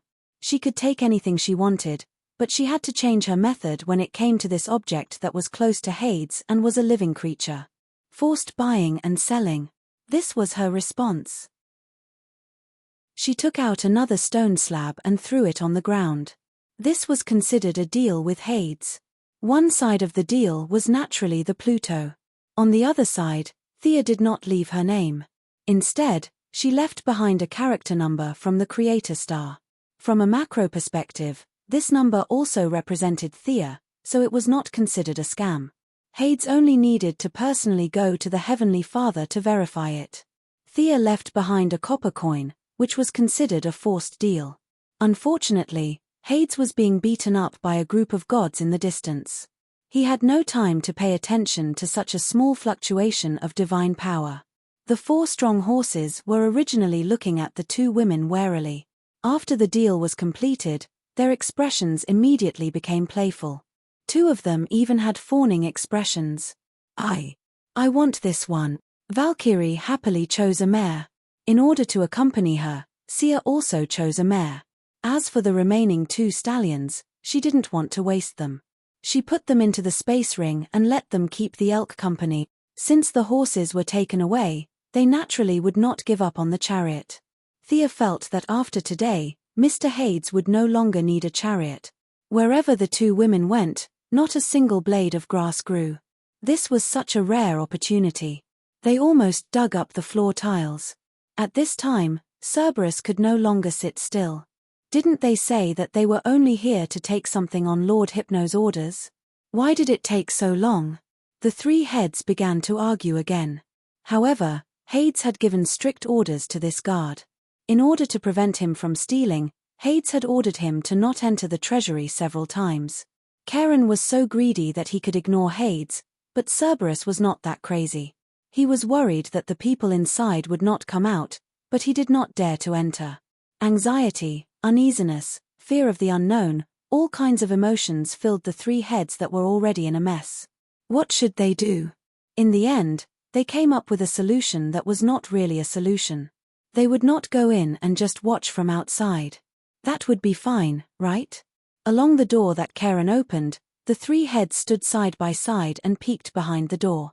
Thea and Diana had already walked into the depths of the treasury, so Cerberus could not see them. However, they discovered a busy figure in the left side hall.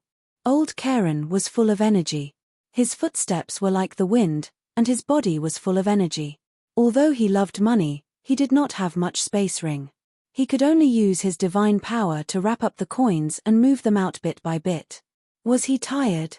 Running back and forth dozens of times was definitely tiring, but he was extremely happy. Regardless of whether he was a human or a god, wasn't happiness the most important thing?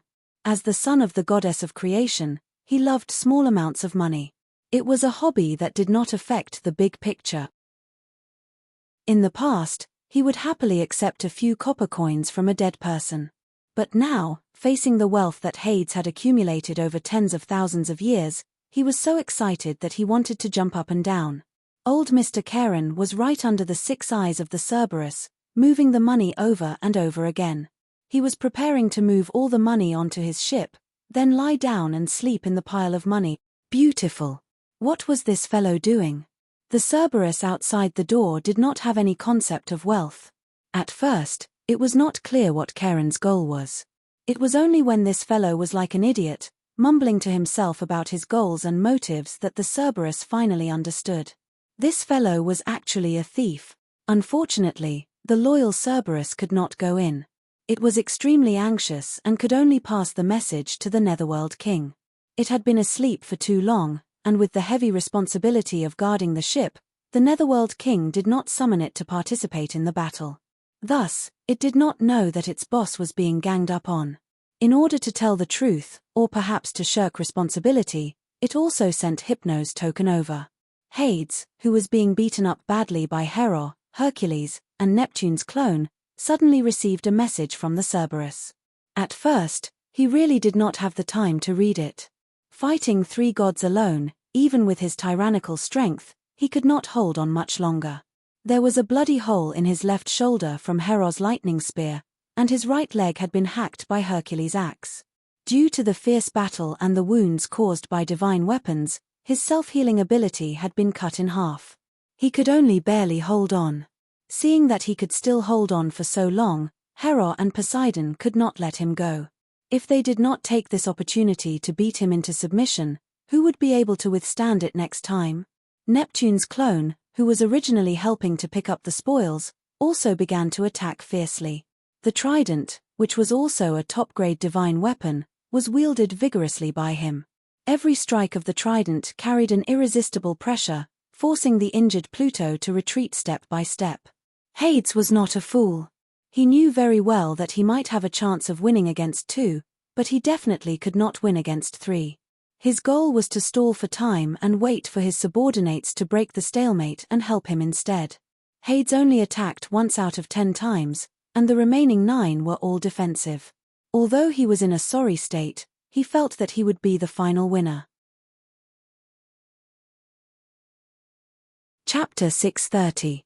With the confidence that he would win, Hades began to hold on bitterly. It was only when the Cerberus sent him a second message that he managed to use his divine sense to scan the situation. He was really busy this time. He flew up and kicked away the Sea Emperor's trident, knocked the Hercules axe aside with a punch, and used his twin tridents to block Hera's lightning spear. When he scanned it with his divine sense, he was given a fright. Karen. What the F***ck, was this guy's guts too big? Normally, he would lick his shoes whenever he saw him, but today, he actually burst forth with unparalleled courage. He had just said that he would teach this guy a lesson, but this guy didn't hide and wait for death. Instead, he turned around and robbed him. If he was defeated by Hera or Poseidon, it wouldn't be a humiliation. After all, they were all brothers and sisters. But now, he was being bullied by this old guy. Hades couldn't accept this. He had known that this old guy loved money since 10,000 years ago. But how did he have the guts to commit such a heinous crime? Very soon, the Cerberus sent him a command token. His eyes narrowed. Hypnos. The reason he was so daring was because the Death God and Sleeping God brothers were backing him up. Was this what Karen was relying on? Hades instantly thought of the answer. While he was being attacked from all sides, he automatically filled in the blanks. Was Hypnos plotting a rebellion? Was he colluding with the gods? Had the brothers made some kind of deal with the gods behind his back? The more Hades thought about it, the more afraid he became. After all, the death god and sleeping god brothers had always been his left and right hands. Their prestige wasn't inferior to his. Thoughts surged in his mind, and he couldn't help but look at the death god and sleeping god brothers. The two brothers were fighting side by side against Apollo and Supergirl. In addition, Sea Emperor's 3 giant sons were also helping nearby. The two brothers had a tacit understanding of each other and worked together seamlessly. It was already fortunate that Supergirl Apollo didn't fight with her own people. Thus, even though it was 2 against 5, they still looked quite calm. If it was before he received the message from the Cerberus, Hades would feel that sleeping god's attacks were extremely graceful and agile. It was like he was dancing, silently affecting the enemy's 5 senses. But now, he had a grudge. No matter how he looked at the sleeping god, he felt that this guy was just slacking off. He had been beaten black and blue by the 3 gods, and he had been waiting for reinforcements. Yet, they had been taking their time with the enemy. Hades's expression was a little gloomy. After exchanging a few more blows with the 3 gods with an ashen face, Hades relaxed a little and was heavily slapped in the face by Hero's spear. Only after receiving a real slap in the face did Hades shout, "Thanatos, come and help me." God of Death and God of Sleep were a little stunned. The direct result was that God of Death's elegant grey robe had 2 holes burned by Supergirl's heat ray. The 2 brothers were in a hurry to regain control of the situation. They were very puzzled. You need support when fighting against 3, but we don't need support when fighting against 5. In addition to the commanding tone in Hades's voice, the 2 brothers were very unhappy. Their seniority was high, their abilities were strong, and the brothers were of one mind. Usually, Hades would not speak to the 2 brothers like this. The 2 of them did not make any verbal or eye contact and chose to ignore him. "We are also the 2nd and 3rd figures in the underworld. We are not your servants, Hades. You have to respect us." The 2 of them acted as if they had not heard him, which made Hades even more sure that they were disloyal. Which was more hateful, the enemy or the family thief? Hades's answer was the family thief. In particular, he knew that God of Death and God of Sleep were very prestigious. Many of the underworld's fighting forces were under their command, which made Hades even more afraid. Now, he had used all his trump cards, but he was still beaten badly by the allied forces of the gods. Was it because of their secret obstruction? The more Hades thought about it, the more frightened he felt. He wanted to frighten his subordinates and let them know who the real boss of the underworld was. Taking advantage of the time when he was competing with Hercules, he flew up and came to God of Death and God of Sleep. He shouted gloomily, "Hypnos!" "Ah!" God of Sleep, who did not know the truth, thought he was going to say something. He turned to look at Hades. However, what greeted him was a black double-pronged halberd. The halberd was sharp, and Hades's eyes showed a cruel light. "He wants to kill me." Hypnos did not know why Hades would do such a thing in front of the 2 armies. He only knew that he had to dodge. During the Trojan War, Hypnos, the god of sleep, had done a sensational thing. In order to prevent the war from breaking out, he tried to use his ability to make all things fall asleep to sleep Zeus. Unfortunately, he failed and was directly banished to the underworld. Now, at the critical moment of life and death, this handsome sleeping man, who had always been elegant, burst out all the potential of his body and dodged the stab at the critical moment. The gentle Prince Charming was so scared that his face turned pale. He scolded Hades, "You're crazy." Seeing that his fatal blow was dodged by Hypnos, Hades misunderstood him even more. He felt that Hypnos had been hiding his strength to give him a critical blow. He snorted and released the real power of Pluto. He wanted to take down this traitor in the shortest time and use it to frighten all the gods of the underworld. Unfortunately, he underestimated the telepathy of the god of sleep and the god of death. After tens of thousands of years together, the god of death had sensed Hades's sneak attack. Now, seeing that Hades was not going to let him go, the god of death could only join forces with his brother to fight against Pluto. What kind of conspiracy was this? This question lingered in the minds of Hera, Poseidon, Hercules, and Apollo. As for the naive Supergirl, she did not react. Why was her opponent fighting with someone else? The rest of the gods who were fighting a little further away were only stunned. The head of the 3 judges, Radamandis, who had already suppressed the Cyclops, was affected by the shock and was hit in the face by the Cyclops rod. His handsome face was a little twisted, but he did not care about his enemy. He did not understand why the boss of the underworld was fighting with the 2nd and 3rd at this critical moment. This was going to be the end of him.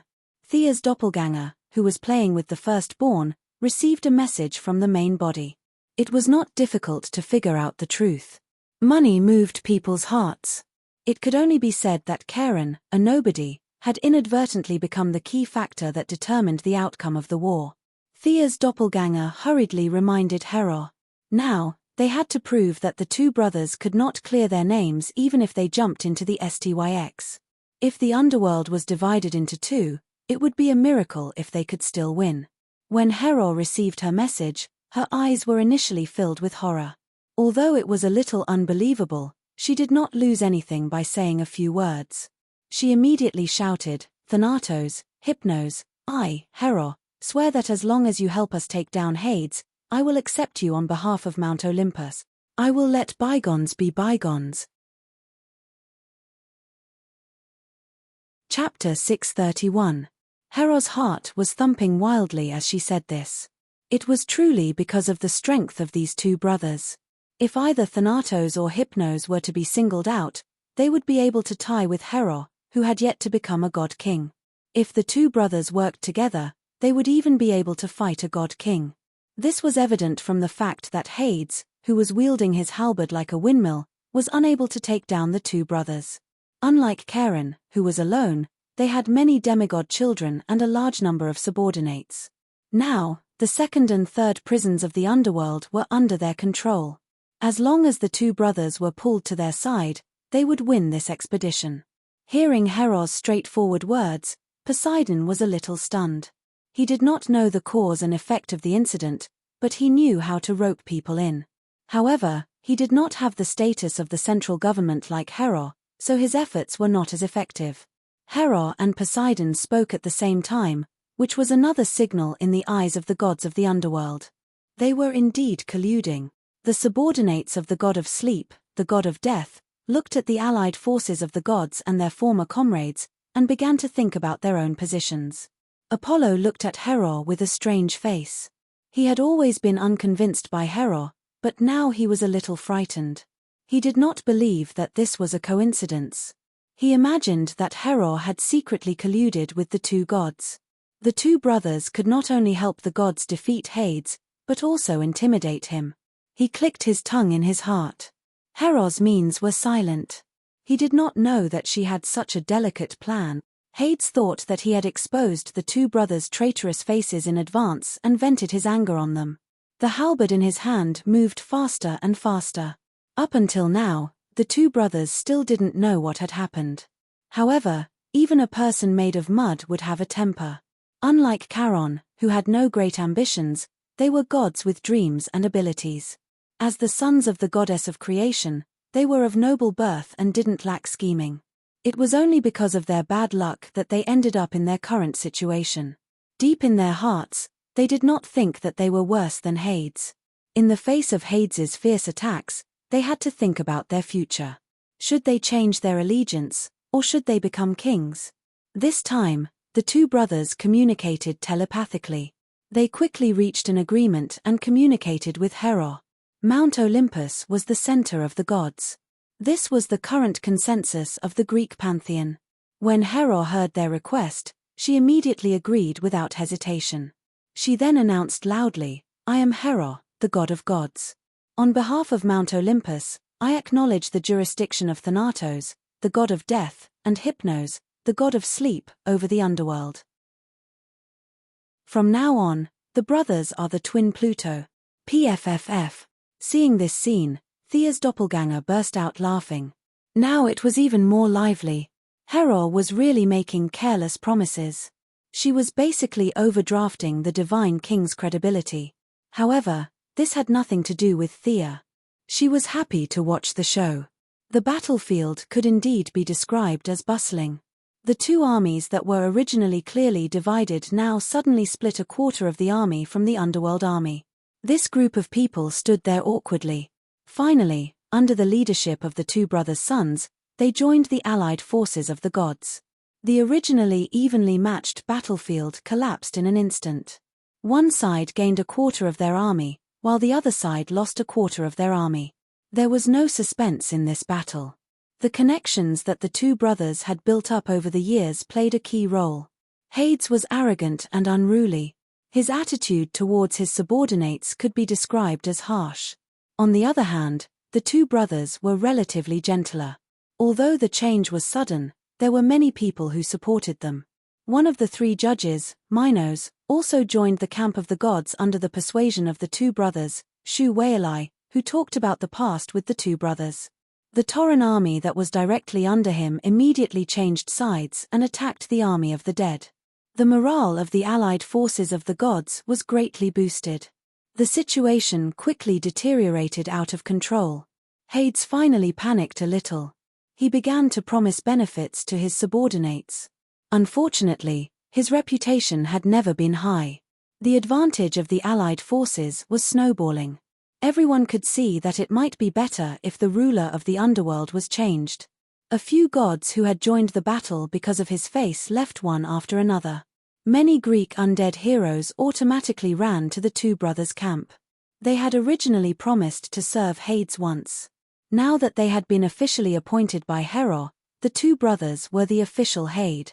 The army was defeated like a landslide. Now, only the queen of the underworld, the eldest son, the two judges, and a large number of demigod descendants were left by Hades' side. In terms of combat power, they could still fight. Unfortunately, the subordinates were uneasy. Ordinary undead didn't have intelligence and weren't affected by morale. However, the gods and demigods weren't. They had thoughts and eyes.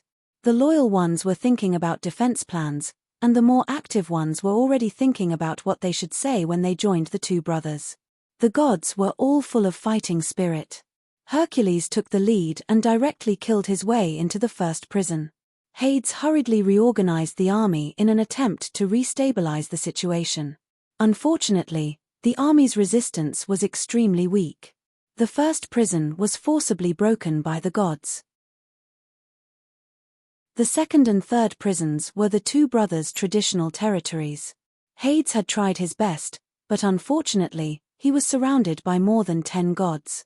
He could only retreat with hatred in his heart. It was worth mentioning that during the battle in the third prison, the original bodies of Thea and Diana returned with a full load. The two of them secretly merged with their doppelgangers. On the battlefield in the third prison, the eldest son didn't know that the enemy had played a big trick on him. In a hurry, he was directly captured by Thea and Diana, together with Supergirl and a bunch of Green Lanterns. As if knowing his fate, the eldest son struggled with all his might. Unfortunately, the three girls were not much weaker than him. The chains of the Green Lanterns tightly bound him. Thea and Ching Nu took turns to attack his consciousness with compassion. Thea's mental injuries had not healed. In addition, Thea had drunk the white poplar fruit, which was a special product of the underworld. The fruit of the underworld's sacred tree could greatly improve one's mental strength. Now, not only had Thea's old injuries healed, but she had also improved. With the help of Ching Nu, who was equally determined and had incomparable compassion, this time, no one disturbed them. They spent the whole day wearing away the hostility in the eldest son's heart. After washing away the dust, the firstborn, who was facing his own heart again, finally welcomed a rare moment of peace. The monstrous hatred, 10,000 years of loneliness, and 6,000 years of perseverance had all turned into the nourishment of compassion. The eldest son, who was originally surrounded by countless wronged souls, burst into tears when he put on the Green Lantern ring. He hugged Hera and buried his head in her arms as he cried. When Thea saw the eldest son again, she, as the initiator, was very surprised. 10,000 years of grievances had disappeared in a single day. Now, the eldest son was like a wise scholar. He was not driven at all. His eyes automatically emitted compassion. At this level, even Ching Nu was not as good as him, let alone Thea, who used compassion as a weapon. "Thank you for your help. I'm really relaxed now." The eldest son exhaled and looked relieved. "I've already said goodbye to my mother. I want to go around the world and see how big the universe is. It's incredible. I was too short-sighted before, TSK. After that, he laughed at himself and waved at them in a carefree manner. He carried his sword and left the underworld alone. As for whether he would go to the outside world or the universe, no one knew. The eldest son's strength was too strong. Even the Green Lantern ring could not restrain him. The Green Lantern ring was more like a communication device to him. The eldest son left the group of friends and family of Hades. Not only did the god of death and god of sleep leave the group, but they also dragged a bunch of people to join the other group. The situation of Hades was a perfect example of what it meant to be defeated like a landslide. Now, he was the only one left who could fight. Every time he fought, 10 powerful gods would jump out to beat him up. How could he stand it? Chapter 632. Zeus might be able to fight 10 gods at once, but he couldn't. Fighting 3 gods at once was his limit. The situation was so bad that he had no choice but to do something shameless. Hades. Surrender. The gods won't make things difficult for you, Hera shouted from the bottom of the 4th prison. Even she didn't believe what she said. If she didn't take this opportunity to kill Hades, when would she? However, she had underestimated Hades's viciousness. She saw Hades standing within the boundaries of the 4th prison. He looked at the gods with disdain in his eyes. "Hera, look at who this is." Hades waved behind him, and a large number of dead people pushed a giant coffin in front of the gods. A 10-meter-tall giant lay in the coffin. It was obvious that the giant had died long ago, but his body still emitted a bronze luster, accompanied by a strong oppressive aura. The few powerful gods all sensed the great power contained in the corpses. Sia really did recognize this corpse. Back then, when she and Hera had wreaked havoc in the underworld, the young mistress had pulled out the holy sword in a fit of rage and stirred up the entire underworld, awakening many dead people.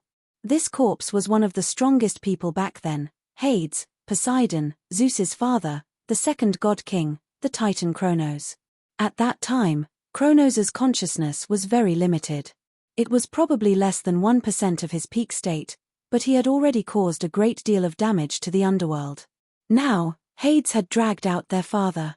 What was he going to do? Chop him up and make soup? Then share a bowl with his brothers and sisters? Hera and Poseidon were also puzzled. They didn't say anything and just looked on coldly. They wanted to see what Hades was up to. Hades didn't let them think too much and revealed the answer himself. He took out a ball of unknown green substance and waved it at the gods. "This old thing's soul is still in my hands. As long as you take a step forward, I will revive him. With a body and a soul, plus my authority of Hades, Kronos can be revived. Do you dare to bet with me? Let's see if this old thing will kill you first or hit me first." At this time, Hades's hair was disheveled, and he looked like a madman. When Sia saw this scene, she clicked her tongue. This tactic of not being able to defeat old daddy was very creative. In the outside world, the reunion of father and daughter would be a joyous occasion, but it was not the case for the King Greek gods. Their father was not benevolent. Kronos was afraid that his children would overthrow him. Every time his wife gave birth to a child, he would swallow the child into his stomach. Similarly, his son was unfilial. Zeus overthrew his father and saved his siblings. After that, he silently killed them. From the huge hole in Kronos's chest, it could be seen that this was done by Zeus. No one else had the ability to do so. Now that Hades was really anxious, he threw out a huge bomb. "If you guys hit me again, I'll resurrect my old man." Today, there was no Zeus to deal with Kronos. This former god King Titan was filled with rage, and he could easily crush the gods. Mount Olympus had taken everything away from him, and Hades had resurrected him. Hades was betting on Kronos' attitude and the gods' fear of the Titan King. His ruthlessness had indeed shocked the gods. Hera, who was astute in small matters, immediately hesitated. Once Kronos, the son of Gaia, was resurrected, he would definitely absorb the power of the underworld to recover his divine power. It would be difficult for the underworld to escape. However, Mount Olympus and Hera would be the ones to take revenge. In fact, Hera already had the intention to retreat, but she was too prideful to admit defeat. She lowered her head and pondered. Hades looked at her nervously, his heart in turmoil. If he could live a good life, he would not want to resurrect his old man. The amount of divine power needed to resurrect a god king of this level was simply astronomical. Even if he was the king of Hades, borrowing the power of the underworld to do such a thing was not low risk. Even if he was resurrected, with his old man's character, he might turn around and eat him. No one could be sure. The cards had been played. It was now up to Hera to choose. Poseidon looked at the scene coldly. Kronos was the son of Gaia. He hated the sea, so he was the least stressed out among the gods present. Hades held the remnant of his father's soul in his hand, his heart uneasy. He was the most stressed out among the gods present. Seeing Hera unable to make up her mind, he felt bitter. Fortunately, someone finally spoke up to persuade Hera. Retreat, Hera. A woman in a t-shirt and shorts, dressed like a modern person, walked out of the void with an owl perched on her shoulder. She was holding a baby in both hands. The sudden appearance of the woman shocked all the forces. Who is this woman? The Flash looked at the woman and asked the little beauty Kara beside him. It was difficult not to notice this modern person in a group of ancient armored people. Kara was usually a little muddle-headed, but the Kryptonians had a good memory. She stroked her cute chin and thought for a moment. I think she is Sister Diana's former employee. But I remember Sister Thea said that the child she was carrying was Zeus. Such a complicated interpersonal relationship made Supergirl frown. The Flash was also dumbfounded when he heard this. He decided to just watch happily. They did not have divinity, so they could only watch the show. However, the gods present still recognized the woman's true identity. Athena. Several gods shouted at the same time. That's right. This woman who suddenly appeared with a baby was the cause of everything a year ago. She was Diana's former employee, Miss Zora.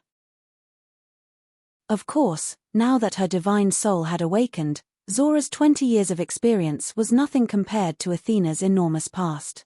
It was directly assimilated. Back then, it was because of her and Hermes's respective plans that they had pulled Diana into this whirlpool. Unfortunately, due to Hermes's repeated interference, the original plan did not even have a trace of its shadow.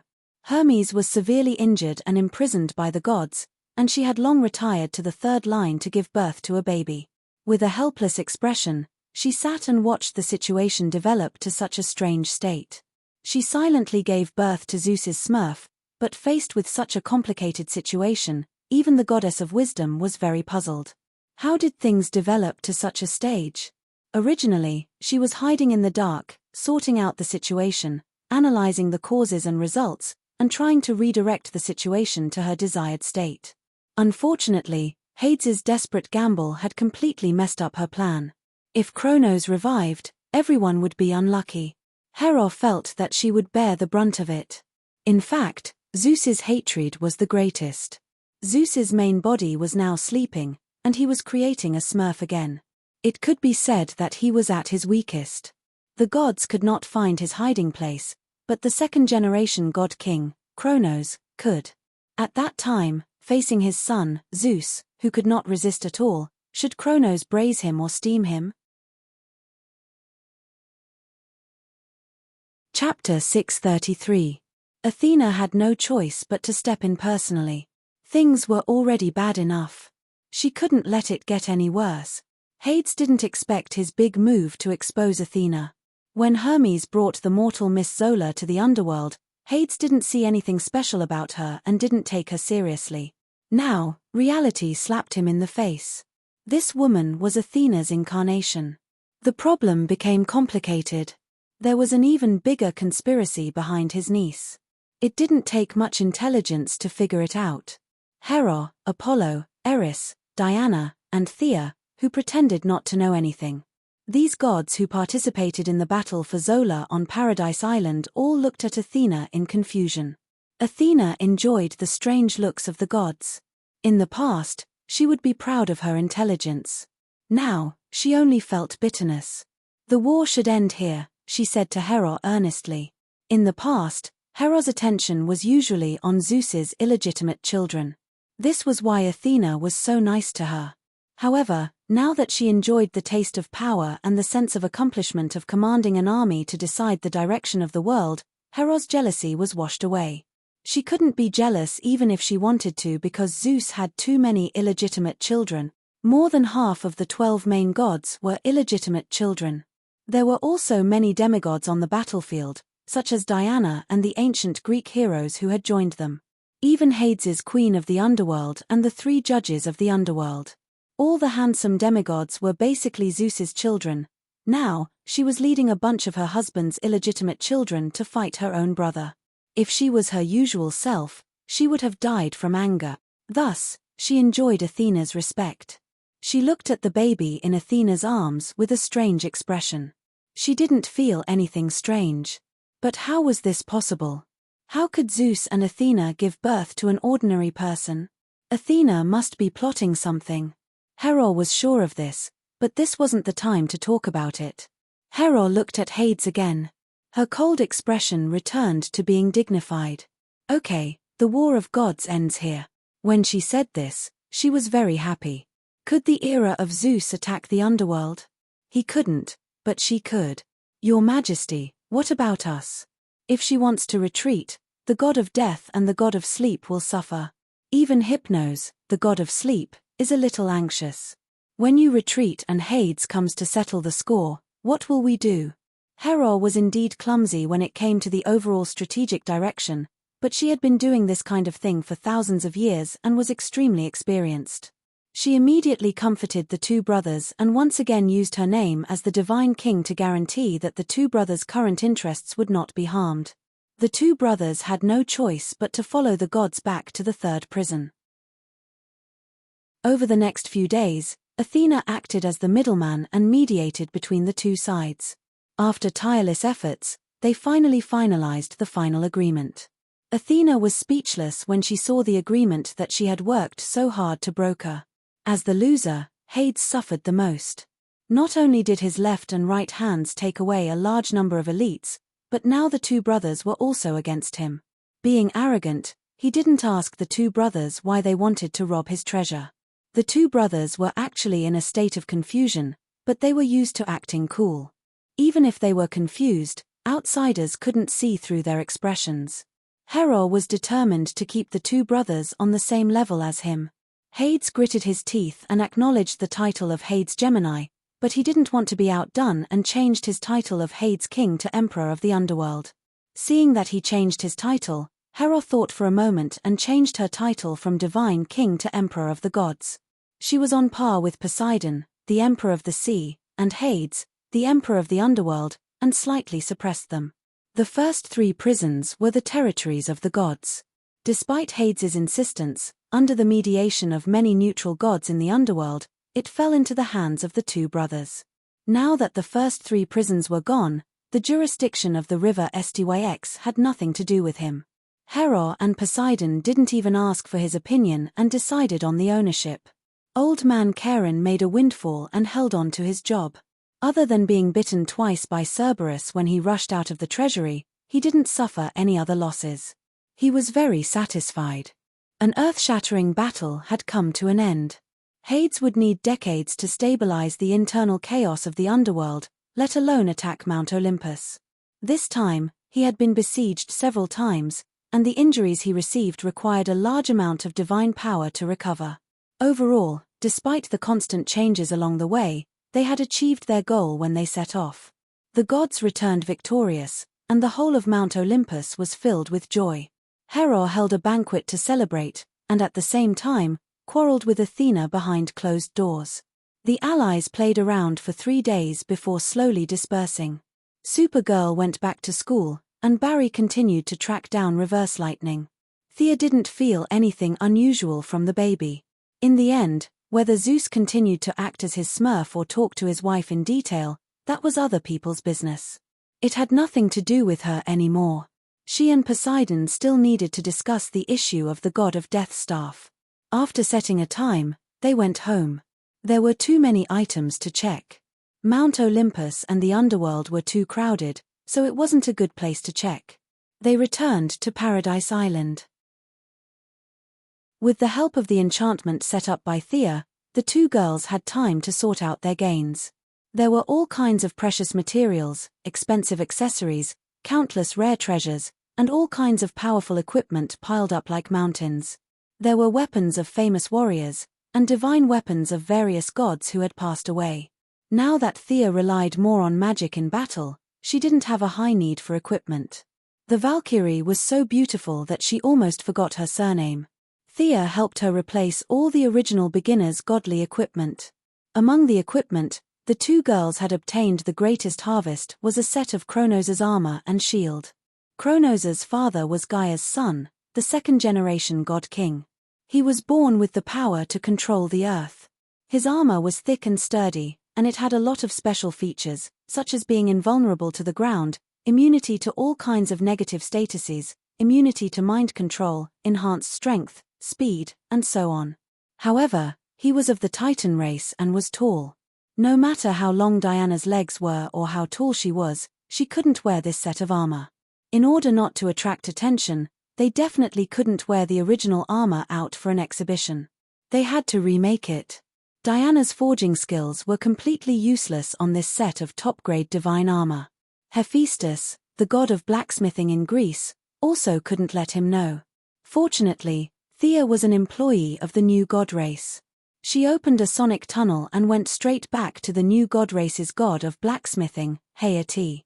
Haiti was originally in this line of work. Without saying anything, she began to forge the armor for her. As for Diana's size, she was very clear about it. 3 days later, Thea returned to Earth with bags of various sizes. So many parts. The Valkyrie was a little surprised as she covered her mouth and started to check. She also started to try on the armor. Chest protector, shoulder protector, arm protector, helmet, and leg protector. The entire armor was dark red with gold lining, and with a red cloak, it looked very cool. Thea was very satisfied. As for Diana's previous set of armor, she kept it as a souvenir. She could give it to anyone who wanted it in the future. To be honest, Thea had never liked that set of armor. The main reason was that it was too revealing. Below the neck, a large amount of skin was exposed. Even half of the cleavage was exposed. There was no need to talk about the pants. It was just a pair of triangular shorts. Her entire thigh was exposed. Not to mention its defensive properties, this design had always made Thea unhappy. It was just that divine equipment were hard to come by in the outside world and she couldn't afford to change it. Look at Fura's armor. It was covered tightly with 3 layers inside and 3 layers outside. If one didn't look at the chest of the armor, one wouldn't be able to tell that it was a woman. This was worth learning. Chapter 634. Thea took off Diana's armor without hesitation. The long-legged goddess instantly became naked. This was something that Thea had been complaining about. She had been fighting in her armor all this time. Hephaestus was the one who made the armor in the newbie village. It fit Diana's curves perfectly. Of course, it was not because he had measured it himself. Otherwise, Thea would have killed him even if they were separated by the sea of stars. When he made it, Diana was still a baby. In order to leave room for future growth, one of the characteristics of the divine armor was that it could automatically adjust according to the size. When you were big, it would be big, and when you were small, it would be small.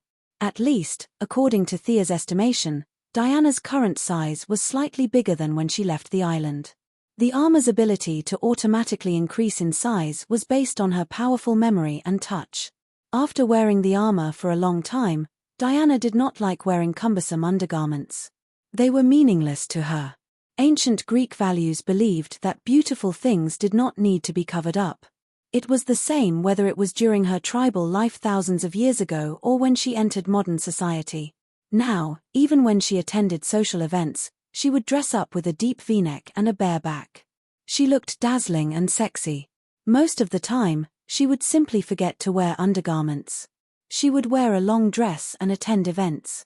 The young mistress would occasionally wear nothing, but it was all because she was lazy. Now, she had to cultivate Diana's habit of wearing undergarments. In the past, she was not afraid of fighting a few criminals.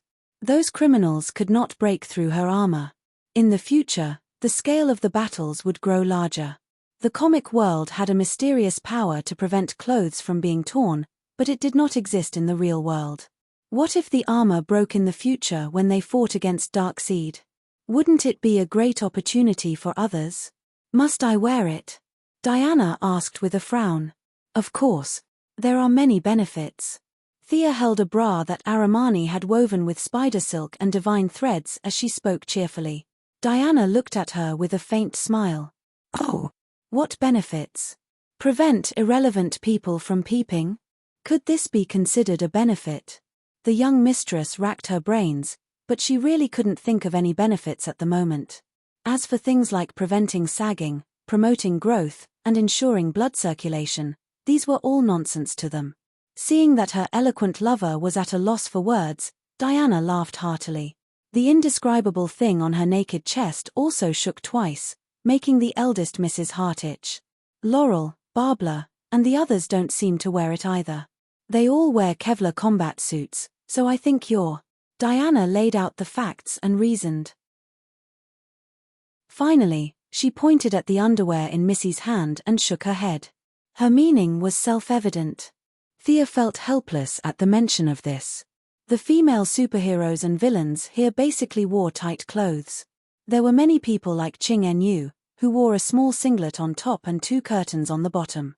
The heroines in Gotham were fine, but Star City's Laurel, in order to completely separate herself from her daytime identity, wore leather clothes, fishnet stockings, and long boots. She was completely different from her daytime image as a lawyer. After thinking about it, there were still many problems with female superheroes. They would need to be fixed in the future, but Thea decided to start with herself. She forcefully explained, "They all appear at night, unlike you. From today onwards, I will supervise you. You must wear it. Are you really going to wear it? You must wear it." Diana took the underwear and looked at it. She had to admit that Diana's craftsmanship was not bad. She was at least a full-fledged tailor. She was also born in Greece, so her aesthetic was completely in line with Diana's standards. After thinking about it, the goddess retorted, "You still have to wear it." Thea talked nonsense with her for a long time, but she couldn't win against the goddess of war. She could only surrender helplessly. "Okay, I'll wear it too." After taking off the quilt, Diana saw that she was also wearing nothing. She laughed silently and proudly raised her nose. Thea picked a few pieces and then realized the problem. These were all prepared for Diana. She didn't prepare anything for herself. She had magic and the light ring, so there was no possibility of her clothes exploding. She reluctantly chose one, but realized that it wouldn't work after putting it on halfway. A mischievous thought appeared in her mind. She looked at Diana flirtatiously and said playfully, "Oh, it seems a little tight." Diana was furious. "Thea Quinn, you say that again? How preposterous. Even the good-tempered goddess of war couldn't take it anymore. How could you not even put on half of the underwear prepared for me? This is too infuriating. What else can you say? A little tight. It's your skin that's too tight. How is it tight? I think it's loose. Here are all gaps." Diana fiddled with it angrily. In the end, she had to admit that it might be a little tight. The two girls had different chest shapes. Thea was originally slender. Now that she was a goddess, her body proportions had reached a perfect level. From the shape, it looked like a beautiful water droplet. The bottom half was fuller than the top half. It looked trembling and full of temptation. Diana, on the other hand, had the traditional Greek shape of Venus. From the side, it looked like a semicircle. From the indescribable points, her upper half was larger than Thea, while her lower half was smaller than Thea. This made it so that Milady could put it on at first, but it was a little tight in the end. It took her a long time to put it on. Seeing this, the goddess of war was very unhappy. I want to ascend to godhood too," Diana roared in her heart. She had never been so desperate for a perfect divine body.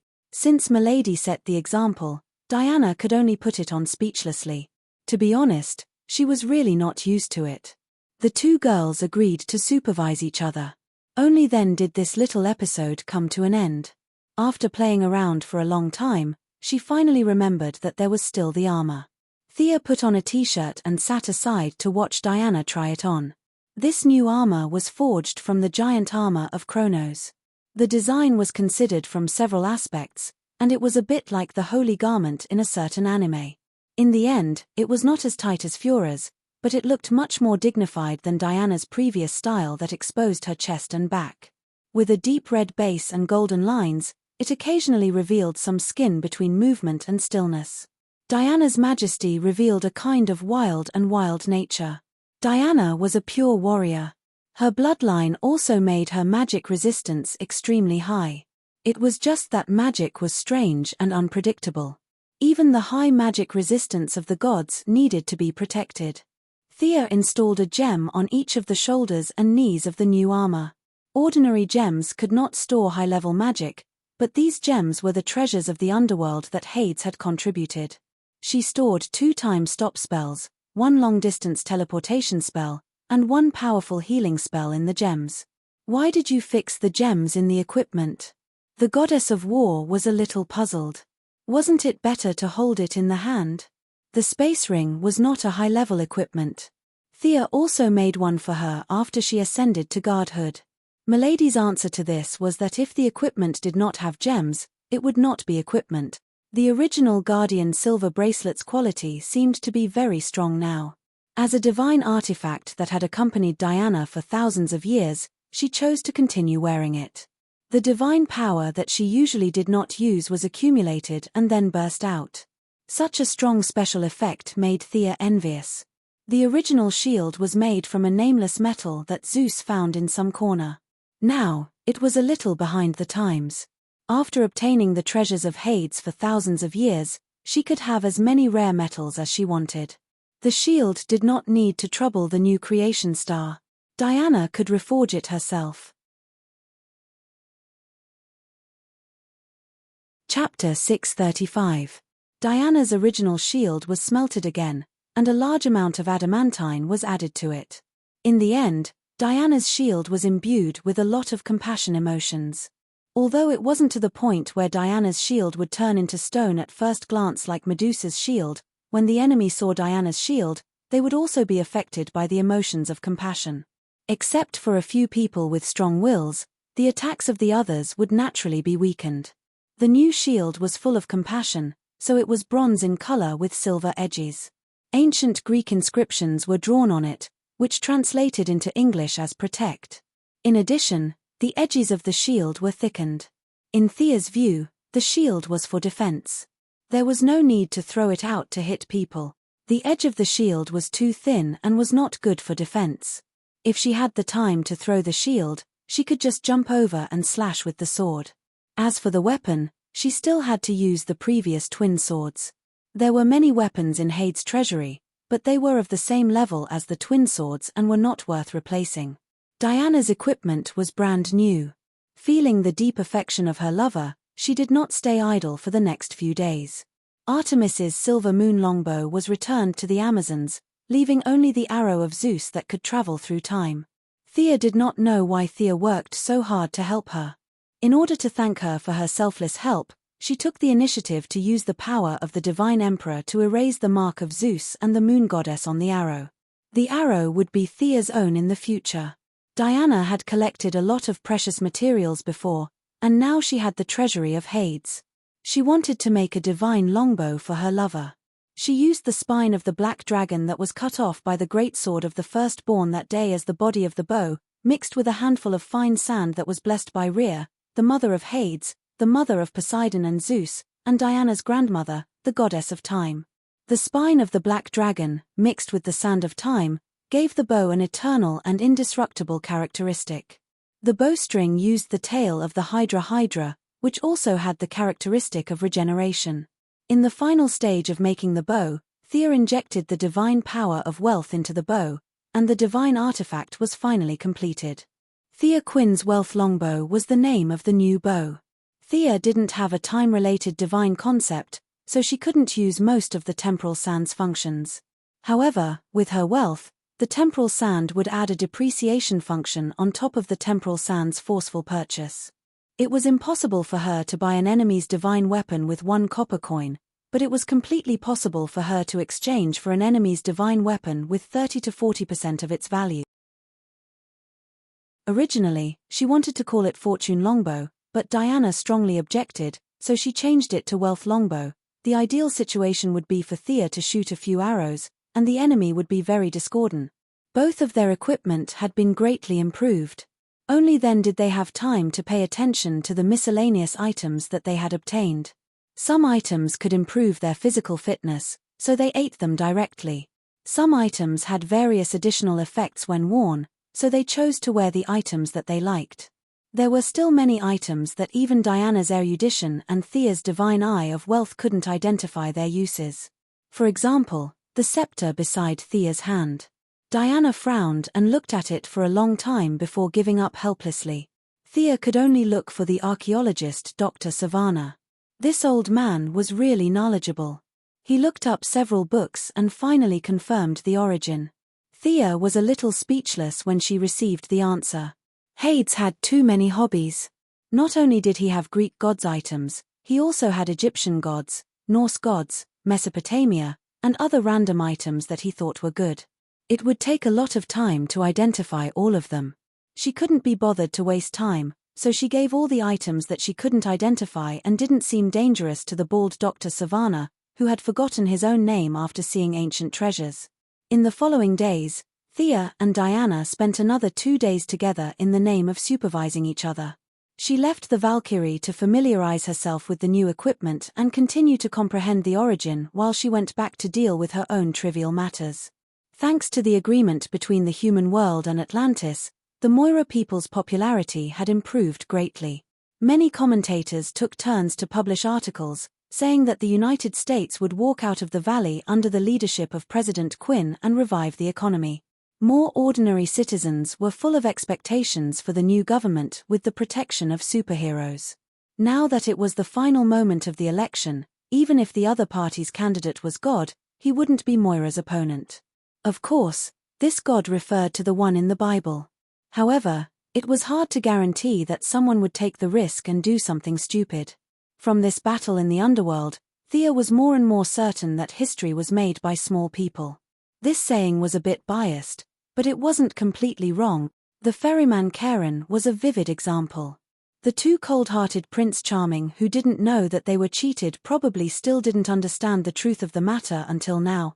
In order to prevent anyone from doing anything to Moira, Thea returned to the United States and began to protect her mother. "Yo, long time no see.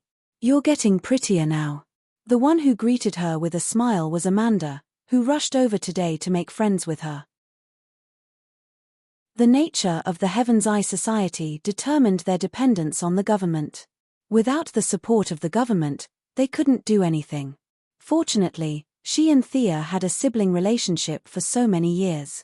Although there were some bumps in the small things, at least they didn't break down on the big picture. Now that they were on the same side, she immediately came to express her goodwill. One doesn't slap a smiling face, and Thea wouldn't embarrass her. Besides, although the relationship between the two had been going back and forth, it was generally harmonious. "Did the Heaven's Eye Society make any big moves recently?" she asked casually. Amanda was a little distressed when she mentioned this. There are more and more superheroes, but the criminals are getting more and more rampant. "I really miss the days when I only had to deal with explosives and bullets." Thea couldn't solve this problem, so she could only comfort her. The two were just talking in general. After all, Amanda was responsible for the president, not the president's daughter. Sia was also quickly surrounded by a group of military bigwigs. The army was beaten up badly by the Atlanteans. The military's current point of view was that humans still had potential to be excavated. Currently, the military's equipment upgrade was not fast enough. We felt that it could be faster. After dealing with this group of people, Thea didn't want to continue upgrading weapons and equipment. The current technology tree was already climbing fast enough, and the foundation was not stable. There was really no need to start new projects. The military felt that they were inferior to Atlantis, but the problem was, how many years did they study to achieve today's results? Tens of thousands of years, and they wanted to catch up with them in a few years. It was impossible. The current Earth's military force was enough to protect itself in the future. Forcibly developing technology and equipment would only cause a large deficit in the government, and it was not conducive to improving the people's lives. Whether from Moira's point of view or her own wealth, the next step was to vigorously develop civilian products and revitalize the economy. Chapter 636. In the next half a month, Moira began to do the final publicity without stopping. Thea and Oliver also followed her to all the major cities in the United States. There were really people who were not afraid of death. Some gunmen received black money. The moment they made a deal, Missy could instruct the Green Arrow team to clear the obstacles. Some of them did not make a deal at all and simply wanted to make themselves famous. She had no good way to deal with them and could only rely on tight defense to ensure their safety. In just half a month, there were 3 assassinations and kidnappings. Yes, that's right. There were even 2 kidnappings. Sia, who had already revealed her identity as a superhero, generally did not dare to provoke her. After all, during the battle with Doomsday, ordinary people would not be able to withstand her ability to flatten buildings and create deep pits with a raise of her hand. They targeted other people. A group of people kidnapped Moira's important staff. Fortunately, they were rescued by the Sky's Eye Society in time. Another group of people lost their minds and wanted to kidnap Oliver for ransom. They were beaten up by the Green Arrow team, making the insiders laugh and cry. Another day of farce ended. Thea followed her mother to win votes. The secretary could only chase after them with a pile of documents from time to look for people. The electronic office was very fast, but many documents still needed her to sign in person. The campaign team ran wildly in all the major cities in the country. Miss Maisie also had to chase after them. She brought documents for Missy to sign every 2 or 3 days. Miss Maisie had a strong body. An ordinary woman would have died of exhaustion. After signing another stack of documents, Thea leaned herself against the back of the chair and looked out of the window. Miss Maisie instantly understood her intention. She grabbed the pen on the table and threw it out. "Who is it? Come out." Even if it was an ordinary pen, it was thrown out of the window like a sharp arrow. The person outside the window was stunned for a moment, then he was surprised. "Yo, not bad." A hand wearing a black leather glove instantly reached out and grabbed the pen at a very clever angle. Then, the other party took advantage of the momentum and drew a semicircle. The original throwing force was skillfully used, and with a new force, it flew straight towards the secretary. Miss Secretary didn't try to catch the pen. Instead, she stomped on the ground and did a beautiful backflip to avoid the attack. A vigorous man in black jumped in through the window. Miss Maisie narrowed her eyes and looked at Thea first. However, Miss Maisie pretended to look at the documents and didn't show any expression because of the sudden appearance of the man. It didn't seem to be an enemy, but the other party didn't seem to have any intention of revealing his true identity after entering the room. This was something worth pondering. "May I ask who you are?" Miss Maisie still maintained her elegant etiquette, as if she wasn't facing a man in black, but a business negotiation. Seeing that Thea had no reaction, the other party's face twitched slightly, and he deliberately said in a hoarse voice, "If you win, I'll tell you." Mercy glanced at Thea again, and the young lady made a hand gesture for her to do as she pleased. "All right." The secretary's words were concise and comprehensive. Then, she quickly kicked off her high heels, tore off her skirt, and took off her glasses. From stillness to movement, the whole process took less than a second. She flew up, and her legs were like 2 battle axes, directly hitting the man in black's head. "You're really good at fighting." The man in black raised his arm to block the kick, and then changed his block into a grab, trying to grab her ankle and throw her out. However, Miss Maisie, who could fight death knell to a draw, wasn't so easy to deal with. She twisted her waist in midair and changed her move, kicking the man in the head with a backhand kick. The man in black finally realized that he had underestimated his opponent and hurriedly changed his move. Unfortunately, it was too late. He could only lean back to dodge the powerful kick, and at the same time, raise his leg to kick Maisie's lower abdomen. Maisie hit the floor with her left hand at the critical moment, and borrowed the force to dodge the attack. The two exchanged blows, and both of them had underestimated their opponent. It could be said that neither of them had the upper hand. I really didn't expect a delicate secretary to be so powerful. Your secretary can take at least 10 moves from me. Little Thea, you really have a lot of talents under you.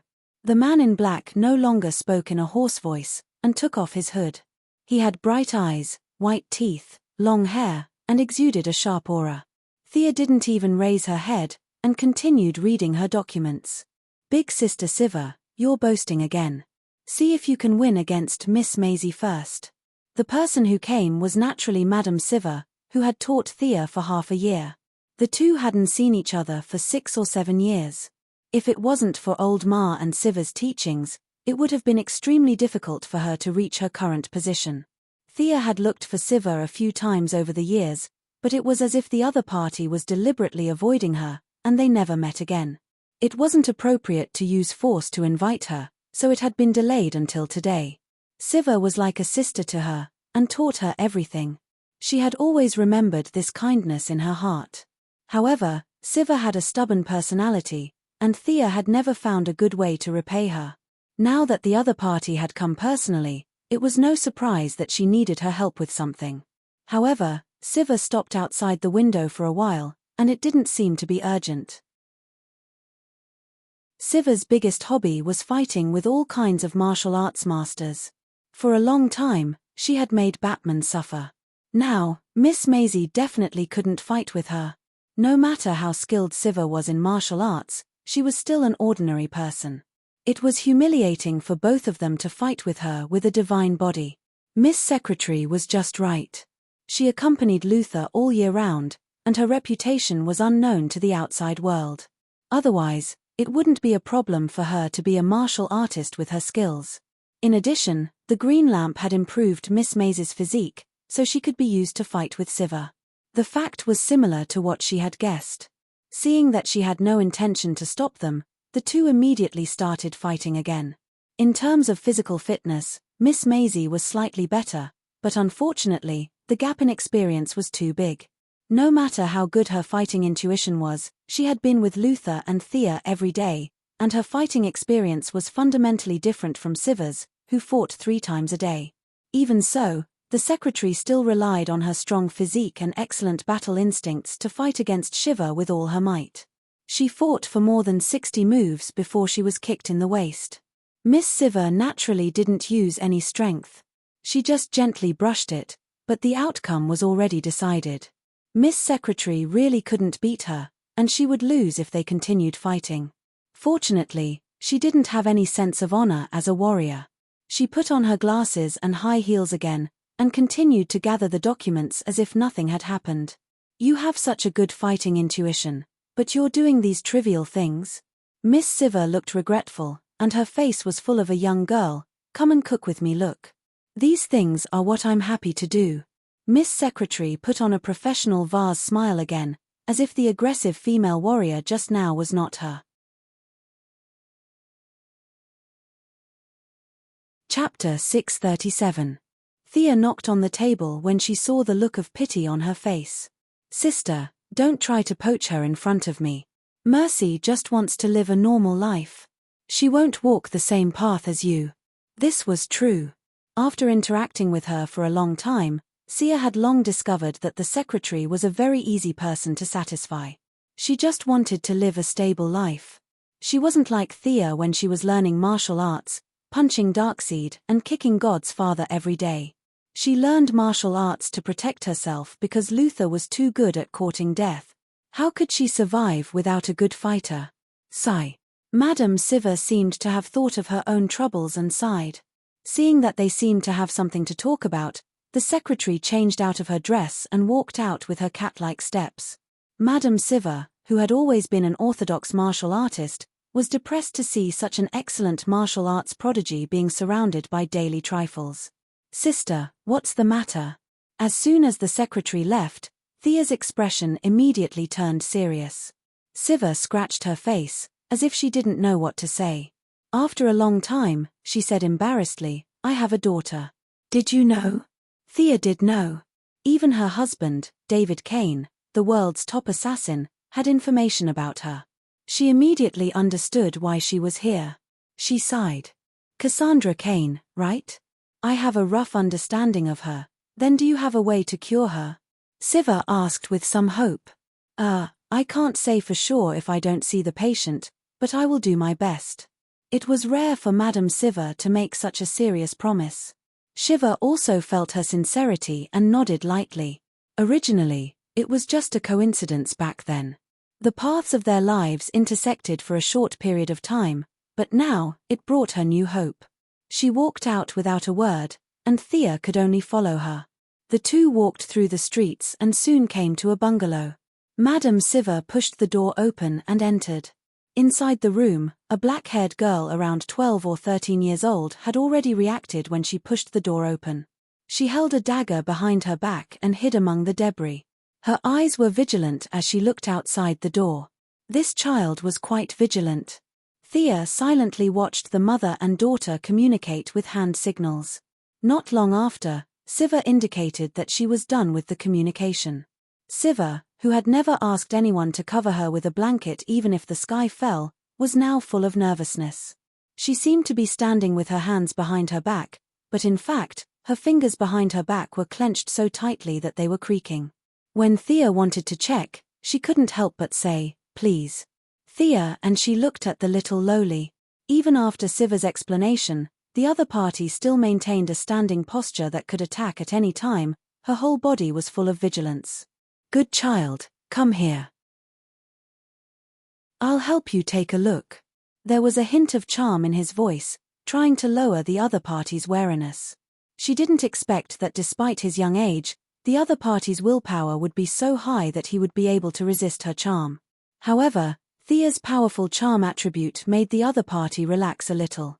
The black-haired lowly couldn't speak and slowly approached. Her bright eyes kept staring at Thea, watching her jade hand slowly grow bigger in her line of sight.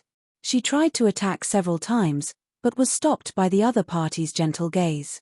Until the hand finally fell on her own head, the two of them, one big and one small, breathed a sigh of relief. How did this child teach her? Thea was really speechless to the mother and daughter. She was so charming that she almost couldn't suppress it. Would ordinary doctors dare to check her? Wouldn't ordinary doctors be directly stabbed to death? Fortunately, the most difficult step was passed. The two of them had a preliminary contact, and she began to inject her magic power to check. The other party couldn't bear the divine power, and the more inclusive and applicable magic power was very suitable for the current situation. The examination lasted for half an hour before Sia stopped and began to think with her elbows in her arms. The black-haired lowly named Cassandra Kane didn't suffer from any injury, but was born with a speech disorder. This defect wasn't obvious in infancy, which was why Siva didn't look for her in the first few years. However, when she reached puberty, her physical fitness was strengthened, and the original defect was directly magnified, to the point where she couldn't speak now. Her vocal cords, trachea, and cartilage were all intact, but there was a small defect in her brain. This defect made it impossible for her to effectively recognize the signals transmitted by her vocal cords, so she couldn't speak normally. The general view in the world was that 9 out of 10 people were deaf and 9 out of 10 were mute. Many mutes couldn't speak because of problems with their hearing system. However, this little girl's hearing was completely fine, and even sharper than ordinary people. Her symptoms, according to modern science, were caused by genetic loss. She, who had mastered all the genetic knowledge of Krypton, could be said to be unmatched in the field of genetics. Using modern scientific methods, a simple addition to the genes, and then the brain damage, the black-haired lowly's speech function would be restored to normal. "I have good news for you. I can completely cure it." It seemed that she thought a lot, but in fact, only a few seconds had passed. At this time, the patient and the patient's family members were suffering the most, so there was no need to deliberately pretend to be deep in thought. Hearing this, Siva and the little Loli both breathed a sigh of relief. Just as Thea was about to take out the medical pod for treatment, she once again felt a slight tremor in the thread of fate. From my point of view, this child also has a new option.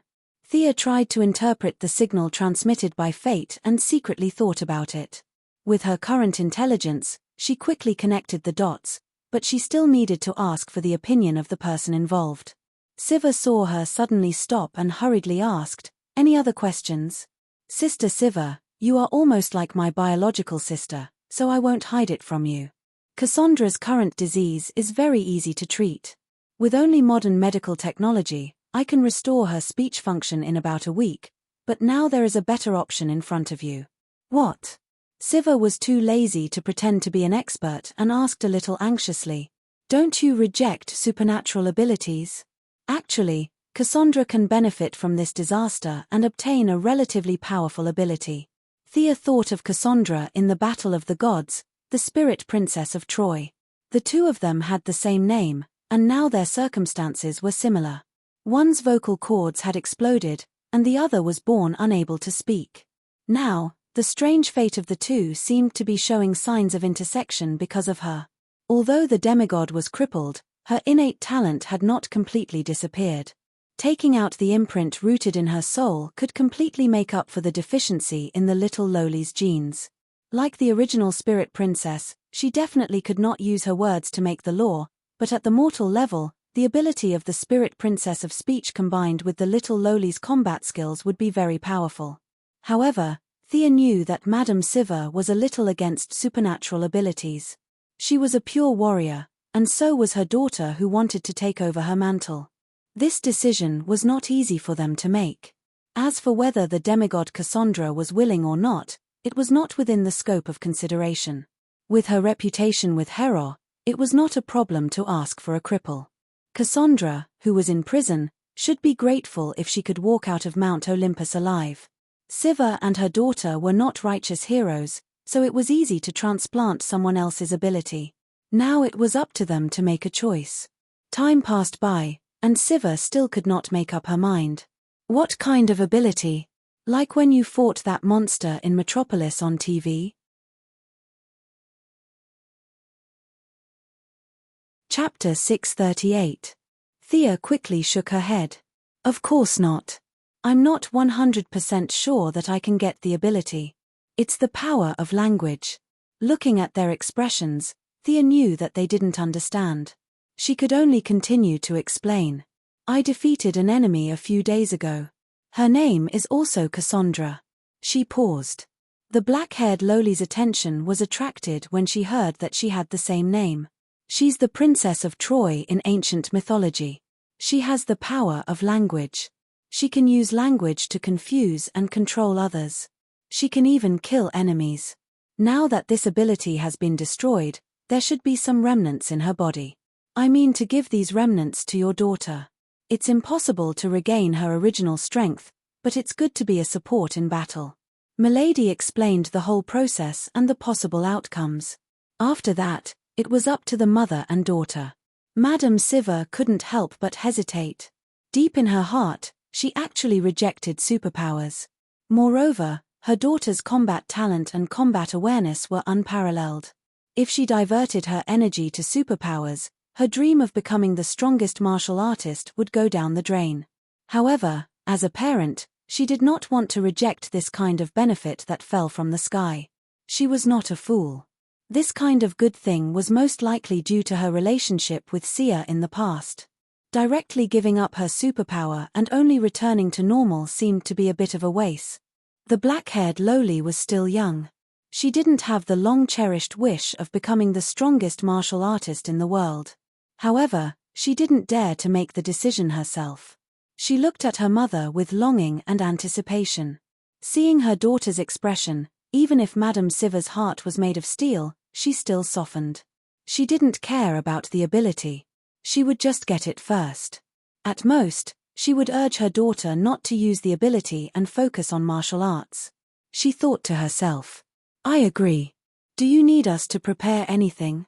Thea gave her a look that said, "You're very wise. I'll be back soon." After saying that, she took a step and arrived at Mount Olympus. The mother and daughter looked at the sky-blue portal in amazement. Another round of sign language. Thea found Hera with familiarity. When the God King heard that she wanted to take Cassandra away, he let her go without hesitation. Cassandra was imprisoned by her in the dungeon, so it was definitely inappropriate to kill her. After all, she was Zeus's daughter, and it would be a waste of food if she didn't kill her. Hera was just worrying about how to deal with her. Now that he heard that Thea wanted to take Hermes away, he immediately let her go and asked if Hermes wanted it. If Hermes wanted it, he could give it to Hermes for free. Thea hurriedly refused. Hermes had been severely injured by Supergirl, and his half-undead body could slowly recover in the netherworld. But now that he was imprisoned in the god realm, how could he possibly recover? Wait for 10,000 years. When he saw the soul speaker again, he had to admit that she was miserable. She was lying alone in the stone prison. According to the Amazons guarding her, she was only awake for an hour a day. For the rest of the time, she was either sleeping or going crazy. The violent impact of the spiritual world not only took away her innate talent, but also most of her consciousness.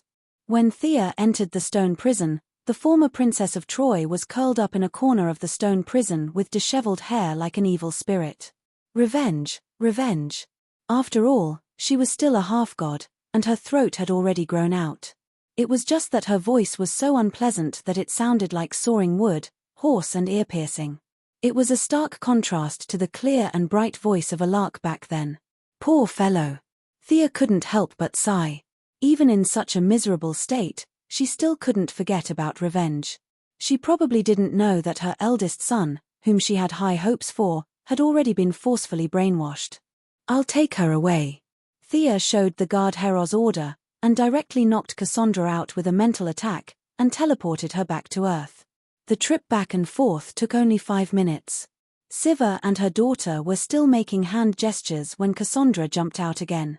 Siva only felt that it was magical, but the black-haired lowly was full of anticipation. Judging from this beautiful big sister's words, she could also become a superpower user. A half-grown child was now looking forward to superpowers. Compared to the countless hardships of martial arts training, superpowers were actually more tempting for someone of her age. If it were a righteous person like Batman, they would definitely strongly object to taking the enemy's power and adding it to themselves. Siva and her daughter didn't have this problem. They had killed at least 800 if not 1,000 people.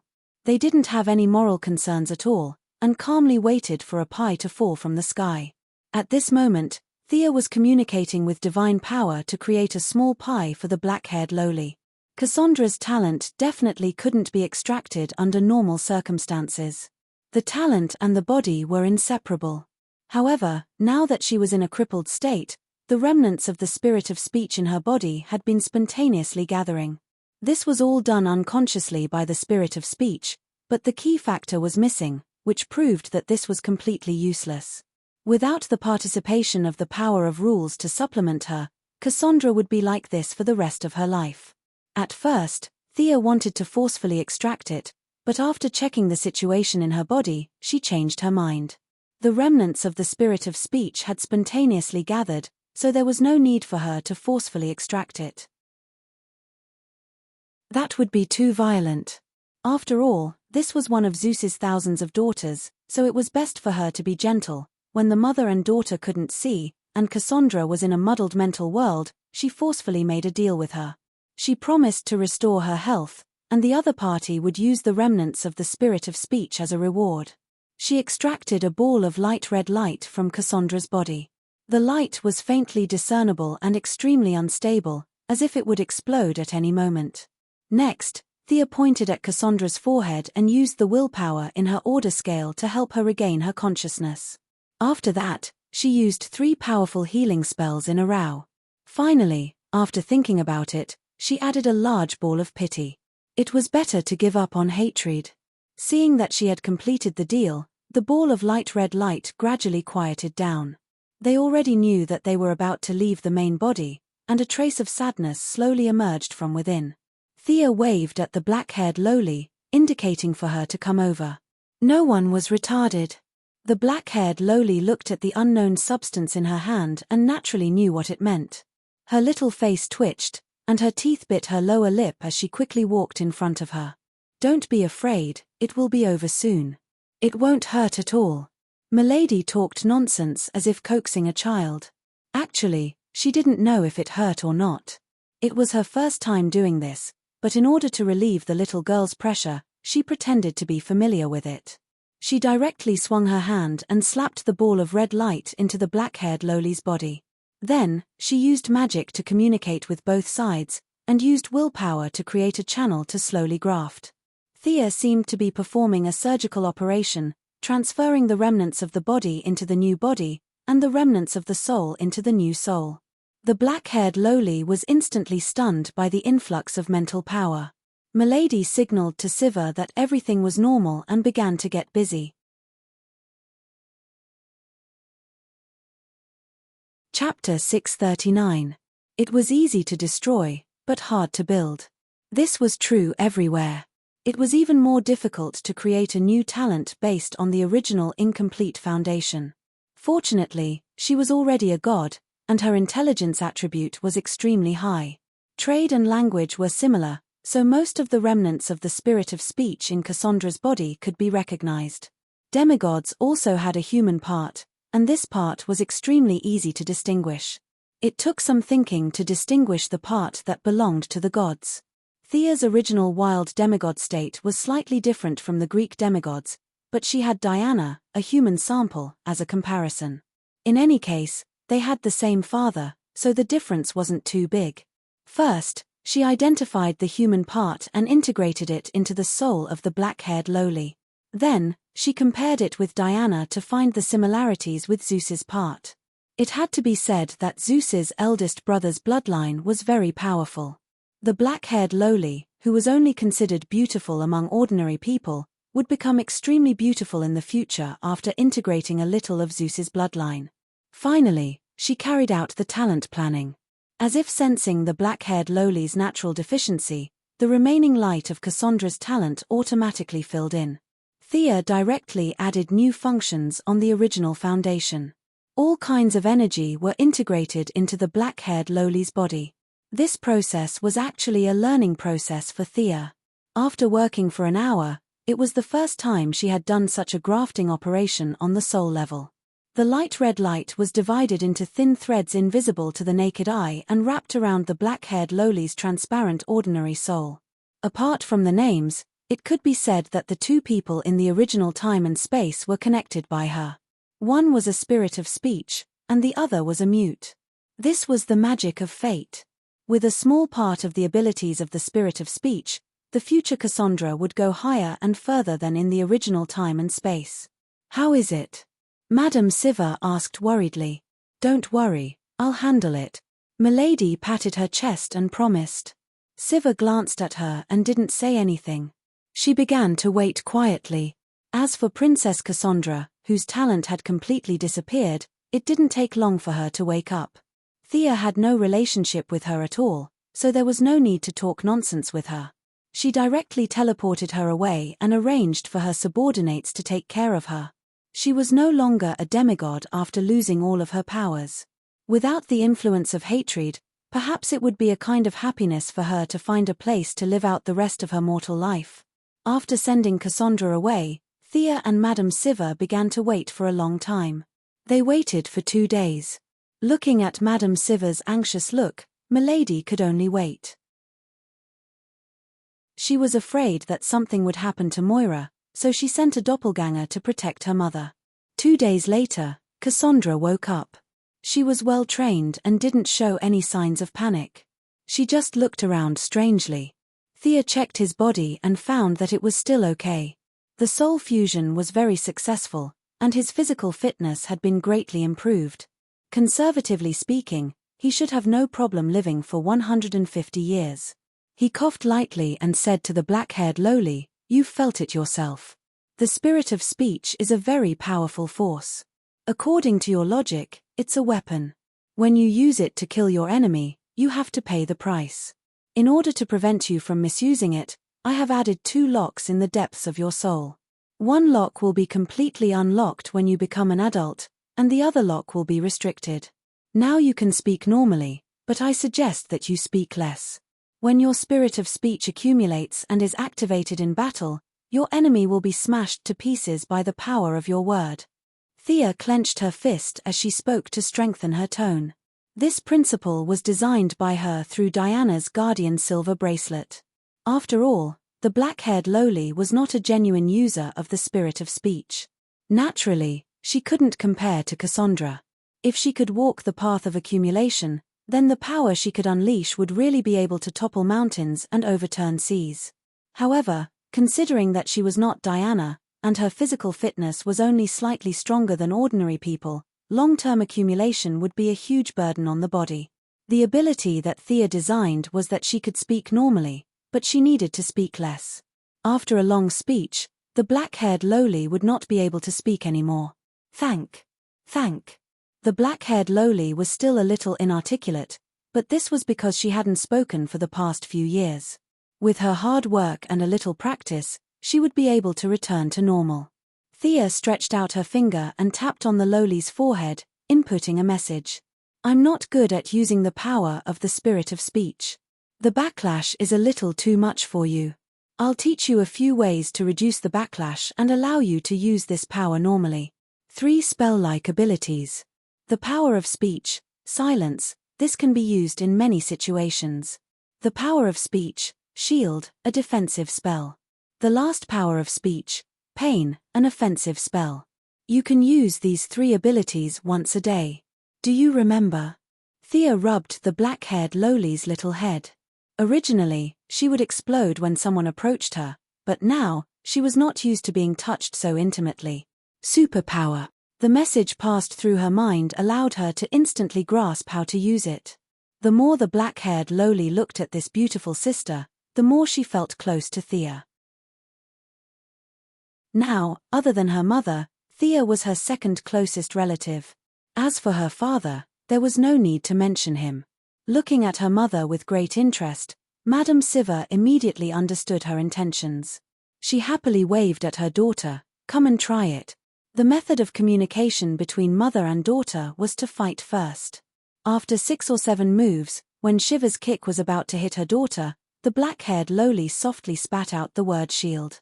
A transparent air wall that was 1 meter tall and half a meter wide suddenly appeared between the 2 of them. Siva's leg directly kicked the air wall. The air wall could not withstand her strength at all and instantly shattered. However, this obstruction reduced the strength of her leg by more than half. She could only withdraw her leg and change her move. The black-haired lowly took the opportunity to regroup and continue the fight. Interesting. Will this ability be strengthened in the future? She naturally asked the young lady who was watching the show. Of course, I just provided her with a few application models. This is the wisdom of the predecessors. If she can innovate, then the effect will be even stronger. Thea's words were not false. She had now opened a back door from the new creation planet's weave and added the black-haired lowly. Otherwise, it would not be so easy to use in battle. Cassandra had used it for thousands of years, but she could only talk on the sidelines and did not dare to use it in battle. It was because the backlash of the magic was too great. Now that the black-haired lowly's backlash had been transferred to the new Protoss, who were in the tens of millions, the backlash had been distributed to an undetectable extent. She just needed to break away from the original restrictions of the spell and make it her own. That would require her to work hard. Hearing that there was still potential in the future, both mother and daughter were very excited.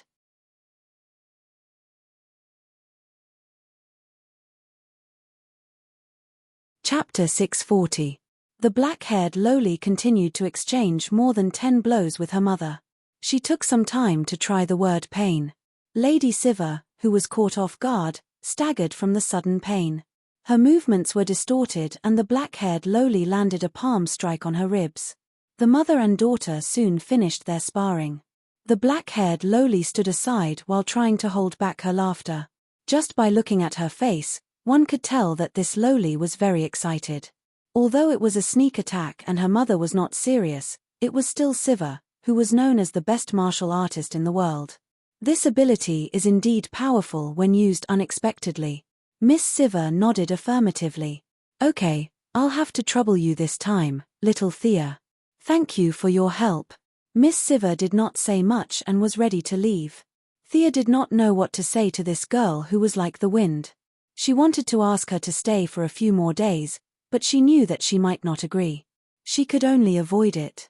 How do you plan for Cassandra's future? Siva, who was about to pack her things, stopped and thought for a long time. Finally, she said, originally, your place was a good choice.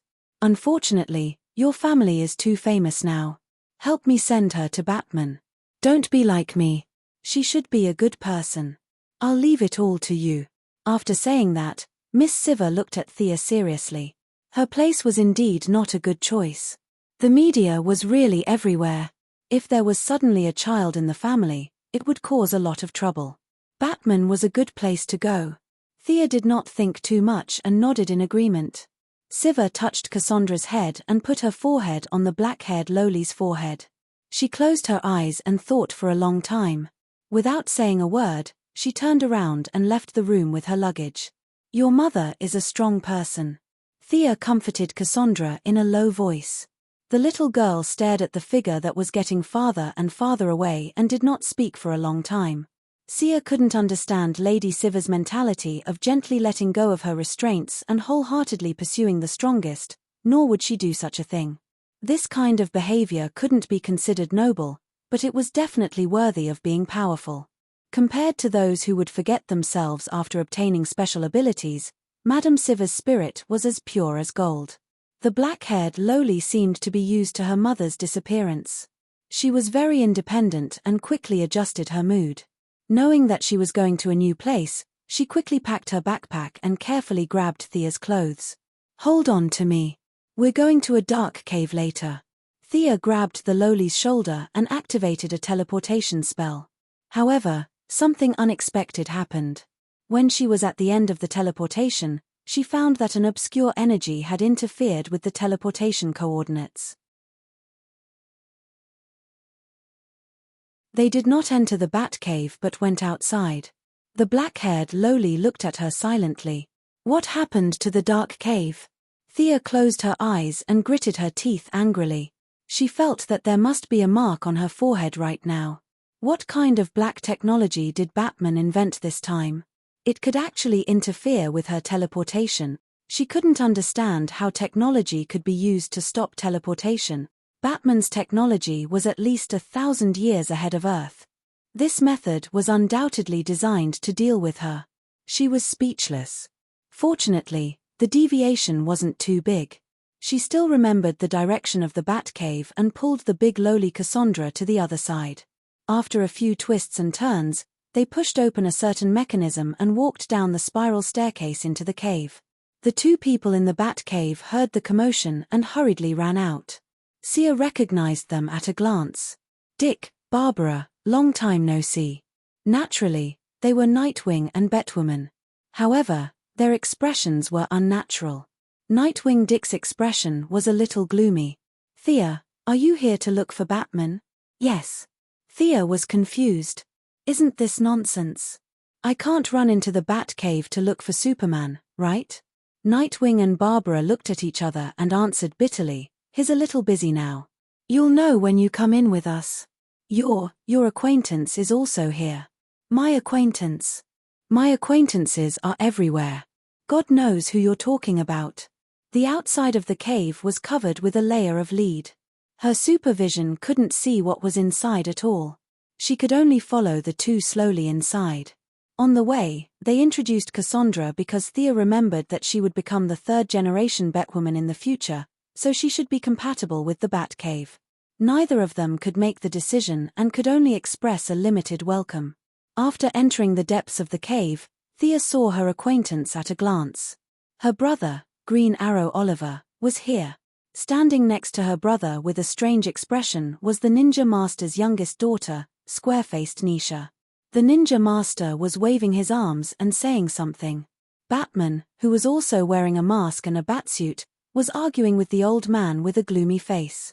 A tall woman stood outside the group. It was Talia, whom Thea hadn't seen in a long time.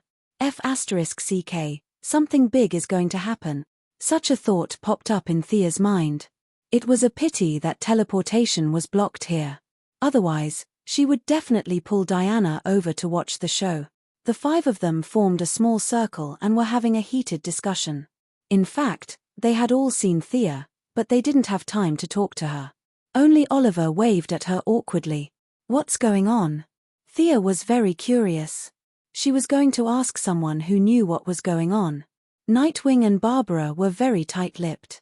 She might as well ask Oliver.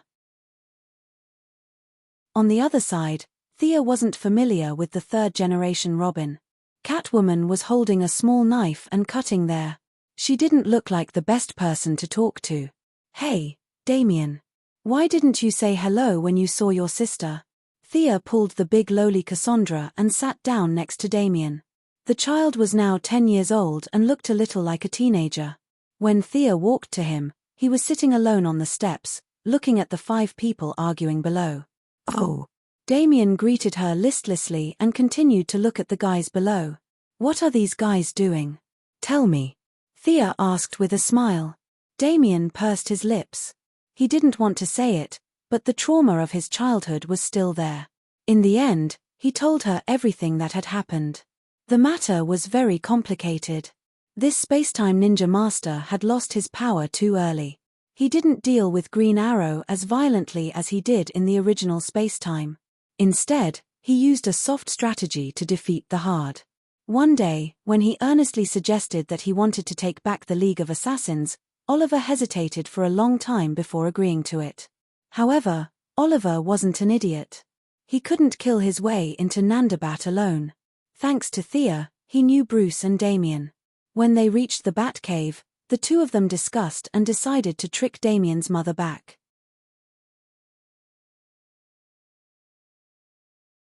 Chapter 641. After that, things started to get complicated. Talia was indeed tricked back, but the ninja master suddenly jumped out and said that Oliver should accept the position of the leader of the Assassin League and marry his little daughter to him. With the old man as the bridge, the relationship was twisted together. This time and Space Ninja Master was really good to Oliver. He taught him all his skills, and now that he only had a few years left to live, he was acting pitiful and gaining sympathy. In the face of his last wish, Oliver really couldn't say no. Before Thea came in, the few of them talked awkwardly for half an hour and still couldn't come up with anything. Talia was naturally strongly against it. She could give up the man, but she couldn't bear to give up the son. Square-faced Nisha was a lesbian herself. How could she get involved with Oliver? But she also knew that her father didn't have many years left to live, so she couldn't bear to say no. She was in the most awkward position right now. Batman had always thought that the Assassin League was bad, so he naturally couldn't let Green Arrow fall into it. He also strongly opposed it.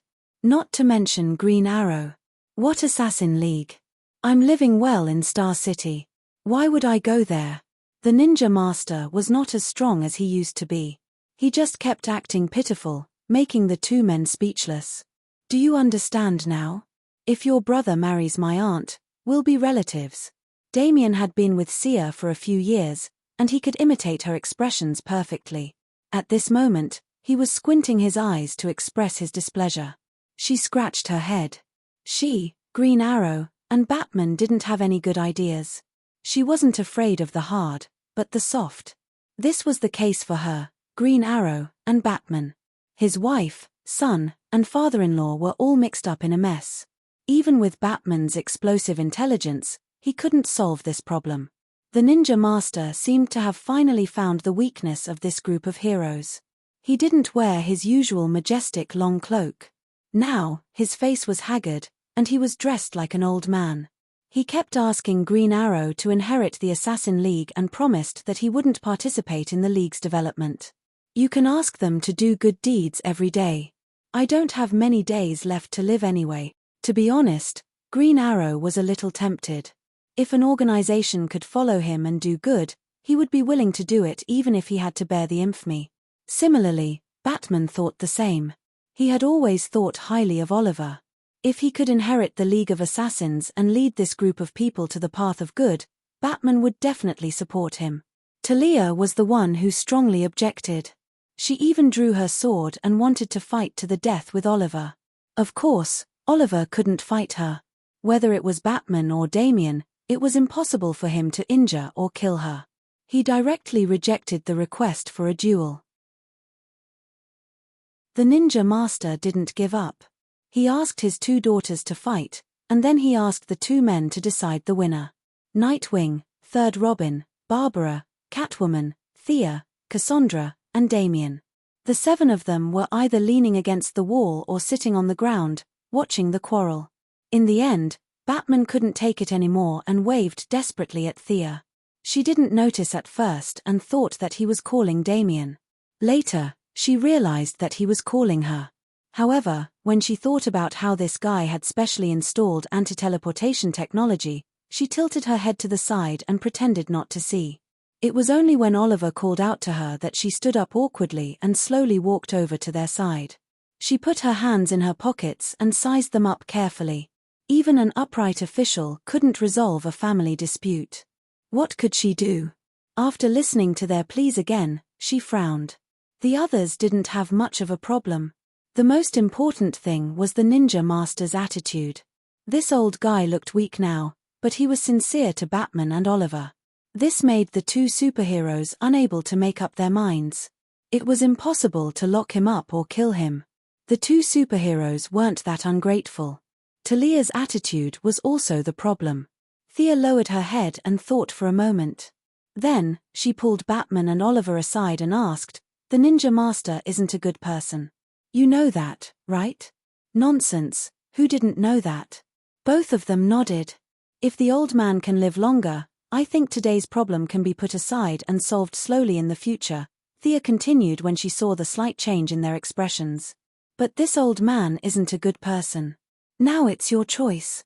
Let the old man live or solve all the problems today." Then, she looked at Batman. She didn't need to worry about Oliver. His brother and the old man weren't so close that they would sacrifice everything. The key was still Batman. After his parents died tragically on the street, it could be said that the Ninja Master gave Batman the courage to overcome everything in his darkest period. Everyone knew that the old man wasn't a good person. However, no one saw Superman or the Flash run over to punch the old man. This was all because of Batman. To some extent, the Ninja Master was like a strict father to Bruce. He created the Batman of today. Without him, Bruce Wayne would never have reached the heights he had today. After falling out with Batman, the 2 fought several times, but neither of them gave the other a fatal blow. Batman could still use the principle of not killing to dodge, but the Ninja Master had also let Batman go several times. The relationship between them didn't break because of the different values of good and evil. Instead, it became closer. Thea now threw this choice to him. Back then, when she was a demigod, she couldn't do anything when facing the Ninja Master whose body had been corrupted by demons. Today, it was different. She was still confident that she could let the old man live for another 30 or 40 years. "Thea, do you really have a way?" Seeing that Batman began to ponder, Oliver hurriedly pulled his sister aside and asked in a low voice. "Of course," the young lady answered with certainty. "What about Talia?" Batman thought about it and still couldn't bear to let his father-in-law wait for death, so he asked a new question, "What about Talia?" "Let's maintain the status quo." Under her leadership, the League of Assassins has now become much more low-key. Maybe this is a good thing. To be honest, Batman didn't like this kind of stalling method, but he didn't have a better way. He nodded sadly and agreed to this plan. Seeing that the superheroes had reached a consensus, she called the old man out again and told him her proposal. "I can extend your life for a while, but the price is to let go of the League of Assassins. Can you do that?" Hearing that his life could be extended, the Ninja Master's eyes narrowed. "Didn't you say that I could only live for 10 years? There was no need to tell the old man about ascending to godhood. Thea didn't want to agitate the old man who wanted to live forever. She took out a colorless and transparent hourglass from the dimension ring and gestured to him. "This is the collection of the Greek god, Thanatos." Miraculously, Even though they were tricked badly, Thanatos and Hypnos, the two cold male gods, didn't know the truth of the matter. When they heard that Lady Sia's words were very important to Hero, they specially took out a bunch of treasures to make friends with her. This hourglass was one of the inconspicuous items in the big gift bag. You're tuning in to the Celestial War YouTube channel. Don't forget to subscribe and join us on this journey to catch the most captivating stories.